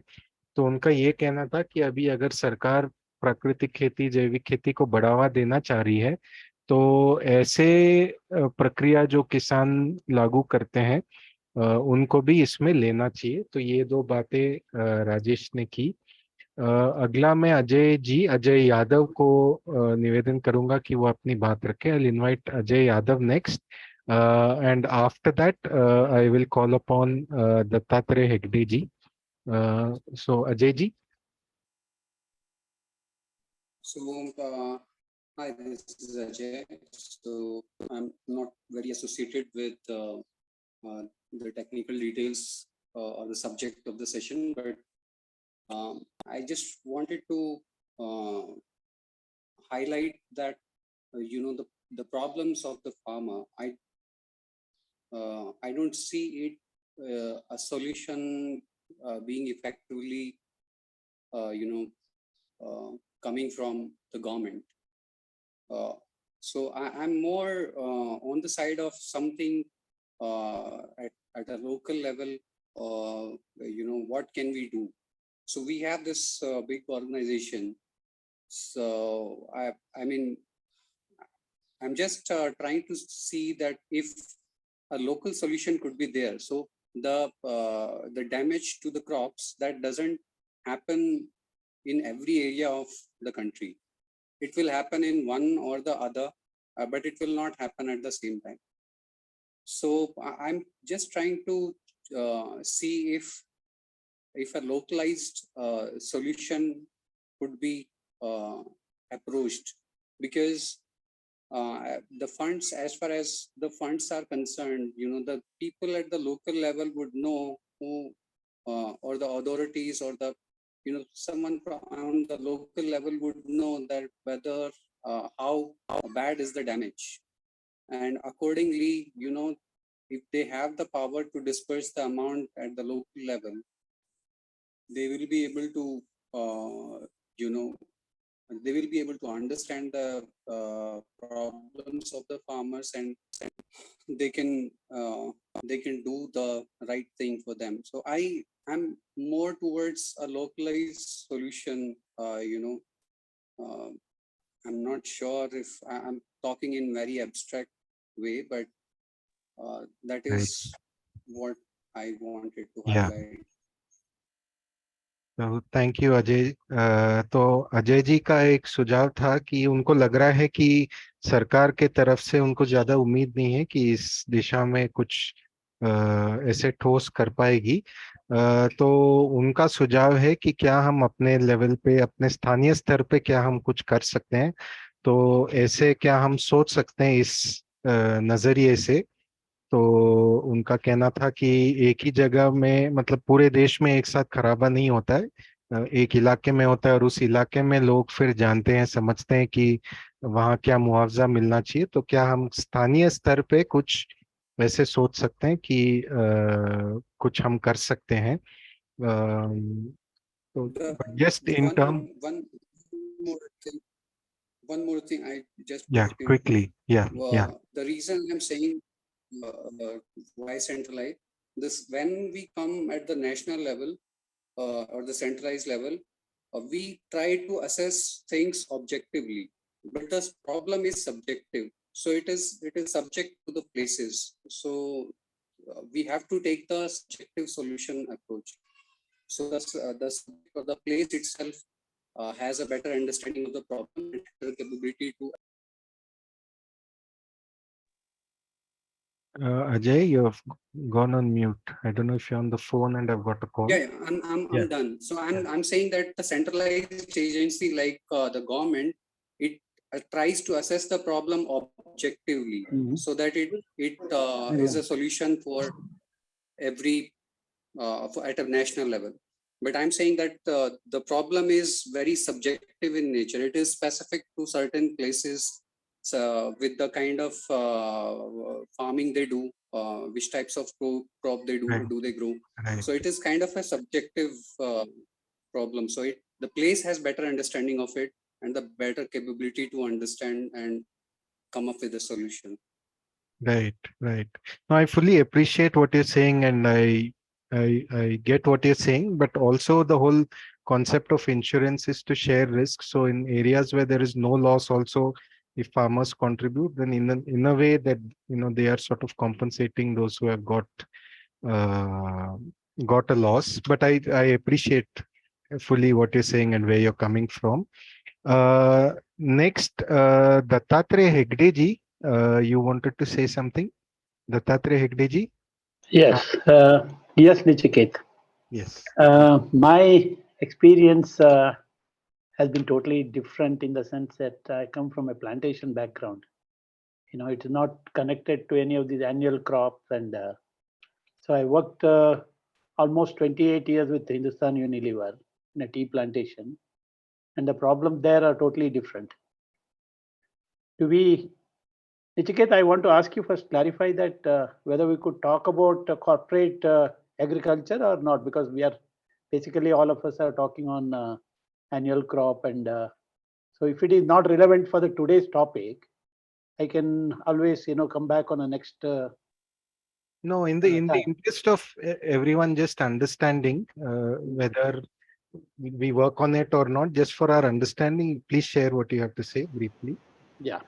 First of all, I will clarify Virendra Patil's one of the doubts. He said, so I'll just give an example of, where Africa I worked, a company called Export Trading Group, where, these grains are bought from the farmers as soon as they harvest and taken to a huge warehouse where they have the drying facility and they brand it and market it after that. So there is no loss of time in between, and these people are free to collect the farmers directly. So the company called Export Trading Group, which was exporting to 40 countries, collected from the small and marginal farmers. So each of the warehouse used to be around 80,000 tons, 19,000 tons, closer to the ports. So it was easier. So Virendra Patil can get some answer, because elsewhere we think that Africa is background, so much back in the agriculture. But I think they have gone a long way to, these companies, allowed these companies to collect the food grains, and there's no wastage. Coming back to my background of tea plantation, since the large corporates are holding this land and they're doing the agriculture, the question of this the insurance and other things are not very relevant there. People have to be, the corporates will have to be one up upon them to carry on their agriculture. So one or two things which I would like to tell is that, in the sense, we used to have a lot of predictive technology. In the sense, if the disease is coming, you have parameters where you can predict the diseases well in advance. So we used to have a disease called, fungal disease called blister blight. So predict that, we used to have the parameters of relative humidity, rainfall, and 3 or 4 of them, and we could predict disease exactly when it's going to come and tackle it well in advance. So what I'm trying to say is that these insurance companies can work with the farmers level on the predictive technology of avoiding these disasters like diseases through that predictive technology. I think it will be very good for the farmers to avoid claiming insurance later, or despite their well efforts, they have failed, and insurance company can consider that. This is what I feel. And something else I wanted to tell is that, I think I'll keep the rest of it in the next session, Nachiket. I think it will not be relevant right now if I talk. Maybe next time we can, next round I can talk. Okay. Hegdeji, thank you for bringing that example. I believe it is an excellent example, and hope such kind of things do happen in India also. I would love to see that day. Yeah. Thank you. Yeah. Thank you. And also, I'm sorry, Nachiket, I'm sorry. Yeah. Hegdeji, yes. I believe you have something to calculate the predictive prices also, I believe. Yes. There are a lot of predictive technology, because I'm not elaborating now, because we are talking about the small farmer, the insurance, and the disaster management. And so I thought it was not relevant to this session. Maybe we can keep it to some other session of using artificial intelligence, drone technology. All these things are there. I don't know why insurance companies are not taking a step. There are two aspects. One is the insurance company, one is the government. Government manages the disaster management and things like that. And that apart, if the insurance companies can take lead into these technologies and help the farmers, and so that they can, instead of insurances, they can help them in preventing the things rather than disaster happening. Right. So thank you very much, Dattatreya ji. मैं संक्षेप में अनुवाद करूंगा. तो दत्तात्रेय जी ने 2 बातें रखी. पहले उन्होंने जो वीरेंद्र पाटिल जी भी कह रहे थे, उन्होंने कहा कि अफ्रीका में ऐसे हो रहा है कि किसानों से कंपनी लेके एक्सपोर्ट कर रही है. तो इस दिशा में अफ्रीका में काफी ज्यादा हो रहा है. ये उन्होंने बताया जानकारी के लिए। दूसरा, इस जो अभी हम बात कर रहे हैं उससे जुड़ा हुआ जो वो कह रहे थे कि आजकल ये काफी हम कर सकते हैं, जो एक इस चर्चा में भी हम सोच रहे थे कि बीमा मुआवजा और उसके अलावा ये खराबा ना हो, तो उसके लिए एक प्रिवेंटिव मेजर्स हम क्या ले सकते हैं ताकि खराबा ही ना हो। तो उसके लिए वो कह रहे हैं कि ऐसे अभी कुछ तकनीक आए हैं जहां से हम थोड़ा कह पाते हैं कि अगर ऐसा मौसम हो रहा है और ऐसे कंडीशन हो रहे हैं तो हो सकता है कि ये रोग लगे या एक कीट आए। तो ऐसे जो तकनीक है इसका हमें इस्तेमाल करना चाहिए, खास करके बीमा कंपनियों को इसका इस्तेमाल करना चाहिए, ताकि अभी तो हम ज्यादा बात यही कर रहे हैं कि खराबा होने के बाद हम क्या कर सकते हैं, लेकिन खराबा ही ना हो इसके लिए हम क्या कर सकते हैं उस पे हमें सोचना चाहिए। So Dattatreya ji, I would invite you. I got one small thing. Yeah. Among the participants, if anyone can tell us that how much area is covered under the crop insurance and which crop has got on an all India basis.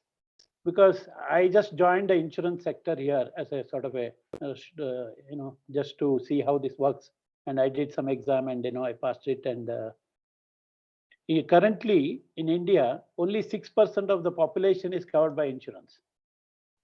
And I'm not sure how much of crop insurance is covered over such a large land of agriculture in India. I think these are the mirrors which you can give it to the government and give it to the various people, so that state agencies. So crop insurance is not happening in 5%, 10%, 15%. I don't think anyone has the statistics, but if they have the statistics, it would be good mirror to show it to the government. Right. So actually there is at least, I don't remember seeing the crops, but in terms of coverage of number of farmers, the Pradhan Mantri Fasal Bima Yojana website has a dashboard where they list out season-wise, year-wise, season-wise, how many farmers, how much area, what is the premium amount, etc. But I don't think they have mentioned crop-wise from what I remember. But that should be quite easily available through an internet search. Kiran, I will just invite you to speak. I see your hand, but just before that, Suhas Thai wanted to say something, and also Jyoti ji has been sharing on the chat. I don't know if she's there or she has left. I think she has left. And also, in case Rajender ji wants to say something, Rajender Chaudhary ji, I would also invite you to share in case you would like to. But first, Suhas Thai. Nachiket, no, just I wanted to say about those statistics that Dattatreya was asking. Before the introduction of the PMFBY, about 22% was the coverage, and their target was 22 to 24%. Their target was to reach 30% in first year, 40% in the second year, 50% in the third year, and so on. But now it is actually gone closer to 20. Because some states have even pulled out of the scheme. So that's basically the situation. But go ahead. या तो किरण ने बस आंकड़े बताए जो दत्तात्रेय जी मांग रहे थे। तो उन्होंने कहा कि अभी लगभग 20-25% लोग किसान प्रधानमंत्री फसल बीमा योजना में कवर्ड हैं, और सरकार चाह रही थी कि ये धीरे धीरे 30-40% पे पहुंचे, लेकिन अभी अनिवार्य नहीं है और कई राज्यों ने भी इस स्कीम के बाहर आ गए हैं, तो ये संख्या अभी घट के 20% से ज्यादा था, अब घट के 20% पे आई है। सुहास ताई। हाँ, मुझे दो छोटी बातें करनी थी कि एक तो जो डिजास्टर कॉम्पेंसेशन है वो डायरेक्टली टिलिंग फैमिली को ही मिलना चाहिए। तो उसके लिए जरूरी होगा कि टिलिंग फैमिलीज का रजिस्ट्रेशन का सिस्टम होना। I don't know if it is there. जो किसानी करते हैं जगह पे उनका कई रजिस्ट्रेशन होता है क्या, ये मेरे जानकारी के लिए चाहिए और सुझाव भी है। दूसरी बात ये है कि मैं स्वास्थ्य के संदर्भ में काम करती हूँ और वहां पे इंश्योरेंस कंपनीज का बहुत बुरा अनुभव है। तो जैसा आंध्र प्रदेश सरकार ने किया था कि सरकार लोगों के साथ डील करे और सरकार चाहे तो मदद के लिए इंश्योरेंस कंपनी से काम करवाए, लेकिन फार्मर्स को कंपनीज के साथ इंटरेक्शन करने का जरूर ना पड़े, इस प्रकार से कोई व्यवस्था की जा सकती है क्या? धन्यवाद. I written in English in the chat. Okay, so in that case, I will not translate. Rajinder ji, would you like to say anything? जो अभी बात कही गई है उसी से जोड़ते हुए मैं बात कहना चाहूंगा, और एक अर्थशास्त्री के नाते मैं ये समझता हूं कि इंश्योरेंस रिस्क शेयरिंग का तरीका है. रिस्क शेयरिंग अगर प्राइवेट तौर पे हो रही है तो समझ में आता है कि आपको इंश्योरेंस लेनी है. अगर मेजर प्रीमियम सरकार ही पे कर रही है तो एक अर्थशास्त्री के नाते मुझे ये समझ में नहीं आता कि इंश्योरेंस क्यों हो, बीच में प्राइवेट कंपनियां क्यों आए. अगर सरकार खुद ये लॉस कंपनसेशन मैनेज नहीं कर सकती है तो उसी सरकार से ये अपेक्षा करना कि वो प्राइवेट एजेंसीज को प्रॉपरली मैनेज करके इंश्योर करेगी कि किसानों का भला हो, मुझे ये बात समझ में नहीं आती है. I'll put the same thing in English briefly. As an economist, I wish to point out that insurance is basically a way of risk sharing, and I can understand the purpose of insurance if the premium is primarily paid by the private individuals. That is a risk sharing model, works everywhere. But if the premium is primarily being paid by the government, that means all the risk is being borne by the government itself. Then where is the need for insurance per se? I really, as an economist, fail to understand. And people might say that, in a political setup through government, there would be too much payouts, etc., etc. If a government which cannot efficiently, honestly directly manage the payouts, to expect the same government system to efficiently manage the private agencies, that they will not be cheating with the farmers, is beyond my comprehension. Thank you. Thank you, Rajinder ji. Would anybody else apart from Kiran like to say anything? Otherwise, I'll give Kiran the last word. अगर और किसी को कुछ कहना है किरण के अलावा, तो अपना हाथ खड़ा कीजिए, उसके बाद आखिर में किरण को मैं मौका दूंगा. Yes, Ajay, very briefly.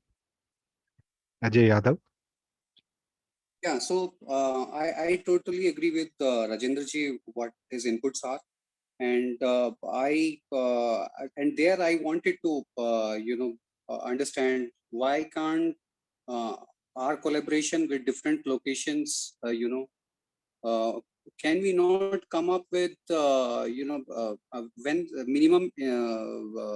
minimum sum is paid paid as a insurance premium. So it is that sum is gone. So it is, I mean, when we pull the money out, we can definitely support some of the area. So this model can be replicated by a private organization, and somewhere we can think of some localized solution. So I'm not sure if that made sense. But yeah, I agree with Rajendra ji on that. Right. So thank you very much. तो अजय जी ने राजेंद्र जी से सहमति जताई, और वो कह रहे थे कि क्या हम ऐसा कुछ सोच सकते हैं जहां स्थानीय स्तर पे हम कोई विकल्प खड़ा कर सकते हैं. तो अभी अगर और किसी को कुछ कहना नहीं है तो मैं किरण से कहूंगा कि वो आखिर में अपनी बात रखें. Kiran, now I'll invite you to share what you want to say in closing. Thank you, Nachiket. Just one sec. Sorry. I just see Pradeep ji has raised his hand. If you don't mind, we'll go with him first. Yeah, sure. No.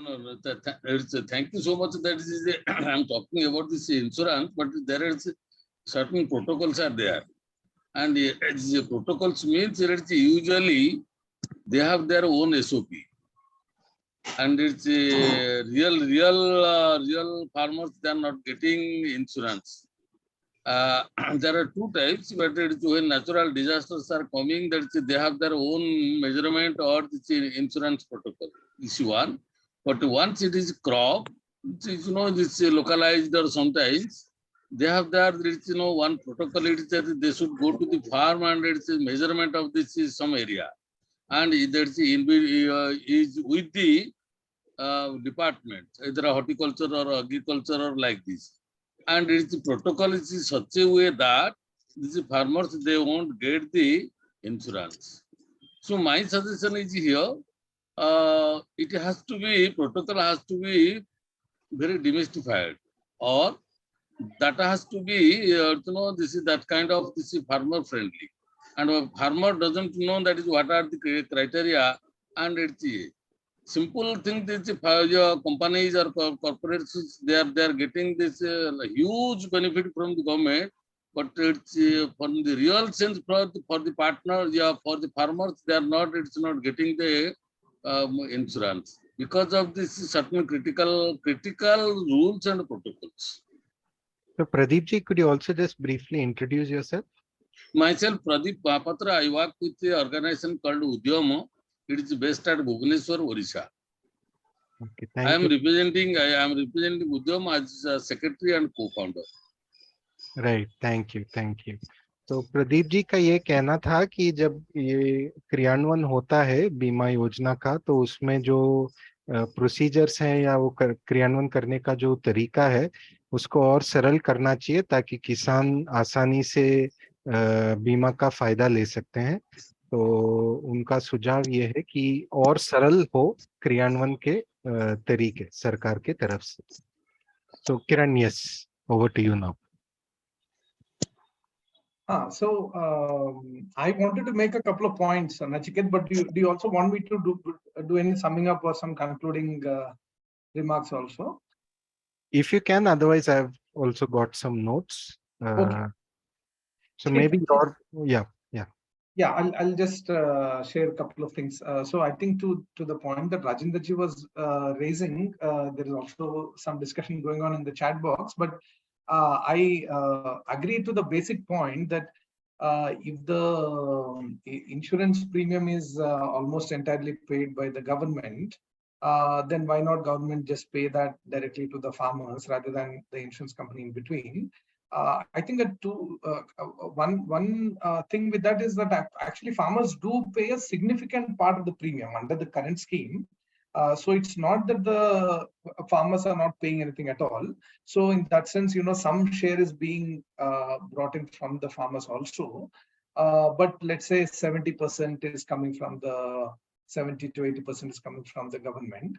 But more than that, I think it may like the regular. If we look at the regular disaster relief mechanism versus this insurance thing, in the regular disaster relief, it is only triggered by the state government declaring that there is a disaster for which the threshold is much larger. Like there has to be a larger area which got affected and so on. And a lot of times the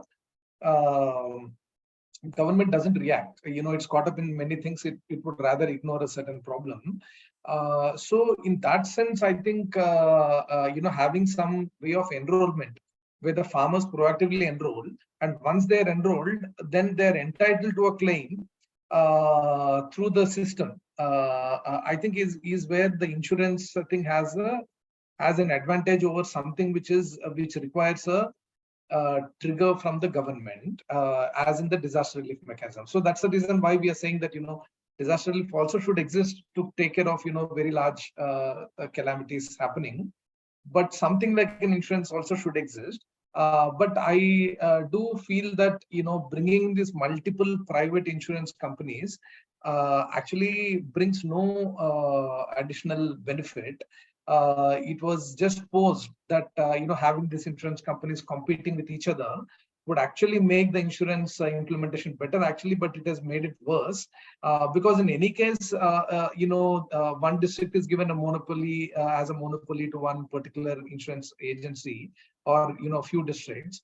So there is no real competition. So I definitely think that having one state insurance corporation implementing it would be much better. Secondly, ensuring a wide coverage. I think that is where I think what Andhra Pradesh government was doing for a couple of years where the coverage, they were trying to have a universal coverage. I mean, obviously it won't be universal, but through the e-crop booking exercise, getting every farmer who registered through the e-crop booking automatically get into the insurance. So then you have actually have a much wider coverage, and then the insurance payouts. So ultimately, it is basically a mechanism for the government to identify the beneficiaries and pay them. So I think to that extent, this mechanism seems to make sense to me. It's not insurance in the classical sense of risk sharing, where every private person pays a premium, but it's a mechanism by which there is self enrollment and then identification that happens. But the other thing I wanted to say is that the one key lesson seems to be about the budget allocation. Because when let's say the Gujarat example, the state government is coming up with schemes on the fly for each season, typically it is governed by how much budget they can allocate. And so if they have less budget to allocate, then they would reduce the coverage to only 2 hectares and so on. I think we should insist, as farmers organizations or well-wishers, that substantive budget allocation needs to go to disaster compensation or insurance, or any of these risk mitigation things, because the Andhra Pradesh experience shows that about 1 year there were 1,800 crores that had to be paid out when they tried to do universal coverage. And in another year, they had to pay out close to 3,000 crores, right? So if that is the scale at which losses need to be compensated, then the budget allocations also have to measure up to that reality, rather than living in some kind of a la-la land where you allocate only very, like 300 crores or 400 crores is normally what a state government allocates towards insurance. And obviously, then 50-60% of the farmers are left out. And the second point is that much of this budget allocation does need to come from the center, because states typically their budgets cannot bear this much burden. So have universal coverage scheme, but still 50% coming from the center seems to be a way forward. After looking at all these different examples, what I feel. And I think it was good to hear from different states and what different states are attempting. And some of the states are merely implementing a disaster relief scheme, but with a higher level of compensation compared to what the center, the disaster relief norms of the center provide for. So I think basically what we need to insist, I mean, if we are looking at a way forward, make this whole disaster compensation and the insurance and risk mitigation issue as a major one, which is cutting across states. Maybe in different states, at least in 4 or 5 states, it is made into an issue by organizations which are working there. That could become a template for a nationwide campaign or raising this issue at a national level. I guess if anybody is interested further in taking this forward after this, in terms of what they can do in their state, they could contact Asha, and some of us could help in pitching in on how to strategize what needs to be done and so on. So that's what I would say. धन्यवाद किरण।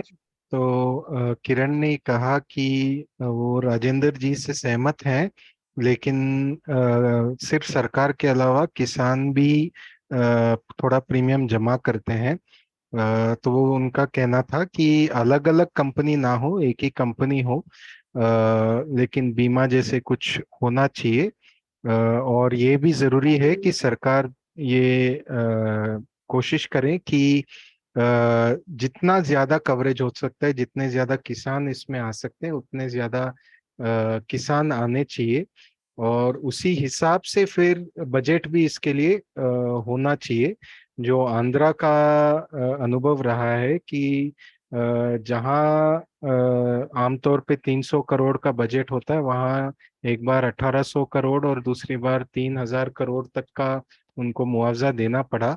तो लगभग 5 से 10 गुना budget बढ़ना चाहिए, जितना अभी राज्य सरकार इसके लिए राशि रख रहे हैं। और इसके लिए केंद्र सरकार का हिस्सा होना भी बहुत जरूरी है, क्योंकि राज्य सरकार इतना दे नहीं पाते हैं।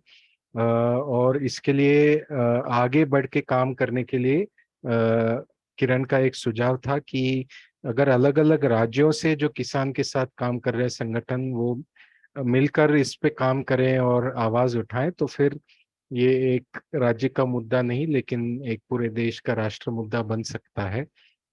तो किरण का ये कहना था।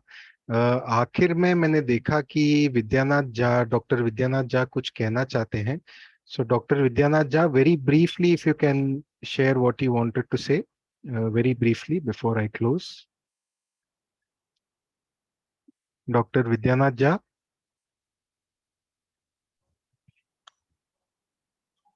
हाँ, मेरी आवाज सुनाई पड़ रही है? जी जी जी, तो अगर आप संक्षेप में कह सकते हैं अभी हम। हाँ, बहुत संक्षेप में मैं कहता हूँ। जी जी। मैं रिटायर्ड यूनिवर्सिटी प्रोफेसर हूँ बॉटनी का, और मैंने मखाना पे काम किया है। आप लोग जानते होंगे मखाना को। नॉर्मली इसको it is mistaken as a product of lotus, लेकिन ऐसा है नहीं। ये एक्वेटिक मैक्रोफाइट है, पानी में होता है, कम से कम 5 फीट पानी में। और अब तो लोग खेत में इसकी खेती करने लगे हैं। इसका दो लिमिटिंग, सबसे मोस्ट लिमिटिंग फैक्टर इसका पानी है। और अब तो दरभंगा मधुबनी में भी, जिसमें करीब 5 फीट पानी में इसकी खेती होती थी, खेत में अब खेती करने लगे हैं लोग, क्लाइमेट ये ग्लोबल वार्मिंग के चलते। और इस बार तो ये हालत हो गई, जो प्री मानसून रेन के फेल्योर के चलते काफी फसल मारी गई, जल गई। तो इसको भी अब सरकार ने कोविड के दौरान, कोविड के बाद खास करके, इसका जो ये इम्यूनो बूस्टिंग प्रॉपर्टी है, उसके कारण इसकी खेती का एरिया बढ़ाने की बात हो रही है। और दरभंगा में जो रिसर्च सेंटर ऑफ मखाना है, उसको अब फिर से it's national status has been restored, और मखाना का उत्पादन बढ़े, इसका रकबा बढ़े, इसलिए सरकार भी काफी जोर दे रही है। बिहार सरकार ने 75% सब्सिडी इसके इंसेंटिव इसकी खेती पर देना शुरू किया है। लेकिन सबसे बड़ा लिमिटिंग फैक्टर वही पानी है, जिसके चलते इस बार काफी क्षति उठानी पड़ी है। तो इसको भी इसमें नेशनल मैंडेट के अंतर्गत लाया जाना चाहिए, क्रॉप इंश्योरेंस स्कीम के अंतर्गत। इसका भी उत्पादकता सब कुछ बढ़ानी है, इसीलिए इसको भी इस परव्यू में लाया जाना चाहिए। यही मेरा कहना है। धन्यवाद। जी धन्यवाद विद्यानाथ जी। और आखिर में किरण की बात से मैं बस 2-3 चीजें और जोड़ना चाहता हूँ। पहले तो शायद ये भी एक हम इस पूरी चर्चा से समझ सकते हैं कि पहले जो चलता था वो भी अच्छा नहीं था, लेकिन प्रधानमंत्री फसल बीमा योजना जो बना है वो तो उससे भी बदतर बना है। और इस वजह से कई राज्यों ने भी प्रधानमंत्री फसल बीमा योजना के बाहर चले गए हैं। तो इस पे हमें सोचना चाहिए। और दूसरी बात यह है कि बीमा का भी हमें जरूरत है, और उसके अलावा डिजास्टर कॉम्पनसेशन यानी अतिवृष्टि अनावृष्टि वगैरह में मुआवजा की भी जरूरत है। तो दोनों की जरूरत है। और अलग अलग राज्यों के जो अनुभव रहे हैं, वेस्ट बंगाल में जो स्कीम है, केरला में जो स्कीम है, जैसे केरला में तो एक इंडिविजुअल खेत का भी हो सकता है, तो ये सब बहुत अच्छी बातें हैं। तो अलग अलग जगह के अनुभव को हम समझते हुए हमें एक चित्र बनाना चाहिए, जिसपे हम फिर आगे सरकार से बात कर सकते हैं। और आखिर में ये भी एक बात है कि इसमें और फसल कवर होने चाहिए। तो इन्हीं बातों से आज का ये हम समाप्त करते हैं। इसका और इसके पहले भी हम जो वेबिनार किए हैं, जैसे जो सुहासताई बात पूछ रही थी कल्टीवेटर का लेके, तो इस पे एक आशा का पूरा वेबिनार है। और उसमें कुछ ऐसे भी हमने चर्चा की थी कि कल्टीवेटर्स का कैसे रिन्यूमरेशन की जा सकती है। तो वो सब आशा के यूट्यूब चैनल पे हैं। इसके अलावा आपके कोई सवाल या सुझाव हैं तो आप asha.kisanswaraj@gmail.com पे लिख सकते हैं। और हमसे जुड़ने के लिए बहुत बहुत धन्यवाद। आप हमारे मेलिंग लिस्ट से जुड़ेंगे तो इस चर्चा के और के बाद हम बीमा पे क्या करेंगे या दूसरे हमारे क्या क्या चर्चा है उसकी भी सूचना आपको मिलती रहेगी। So just in terms of closing and adding a few points to what Kiran also said, is that while the earlier insurance schemes were inadequate, the Pradhan Mantri Fasal Bima Yojana seems to be worse. and in several states, especially after they have left PMFBY, then the situation seems to be even worse off. And also from what everyone is saying, I think it's quite clear that we need both disaster compensation as well as insurance schemes. And we also need to appreciate various state government efforts like what Andhra has done with the West Bengal insurance scheme, and elements from different schemes like what Kerala has done in terms of having individual farms as a unit, and try and draw the best from different plans to come up with a comprehensive plan. And certainly more crops need to be covered. So to go forward, we will try and put all this together and in Asha, and so that we have something that we can all advocate for together. So to be informed about all these developments, as well as the further roundtable discussions we'll be organizing, we invite you to join our mailing list. If you have any questions or comments, please write to asha.kisanswaraj@gmail.com. And this roundtable, as well as all our earlier webinars, are all available on our YouTube channel. So I would invite you all to please go there and look at them. So with that, I think we can wrap up now. And Nachiket, people Yeah. can leave their contacts in the chat box if they want to remain in touch. Yes, so please, we would encourage everyone to share your contact details in the chat before you sign off, so that we can be in touch with you. तो आप सभी जाने से पहले अगर आप अपने email ID या फोन नंबर चैट में डालेंगे, तो इसके बाद भी हम आपसे संपर्क में रह सकते हैं. तो अभी हम तुरंत इसको बंद नहीं करेंगे, सिर्फ ये लाइव स्ट्रीम और ये चीज हम बंद करेंगे, लेकिन जूम चलते रहेगा. तो आप चैट में अपना कांटेक्ट डिटेल जरूर डालें. So thank you very much for joining.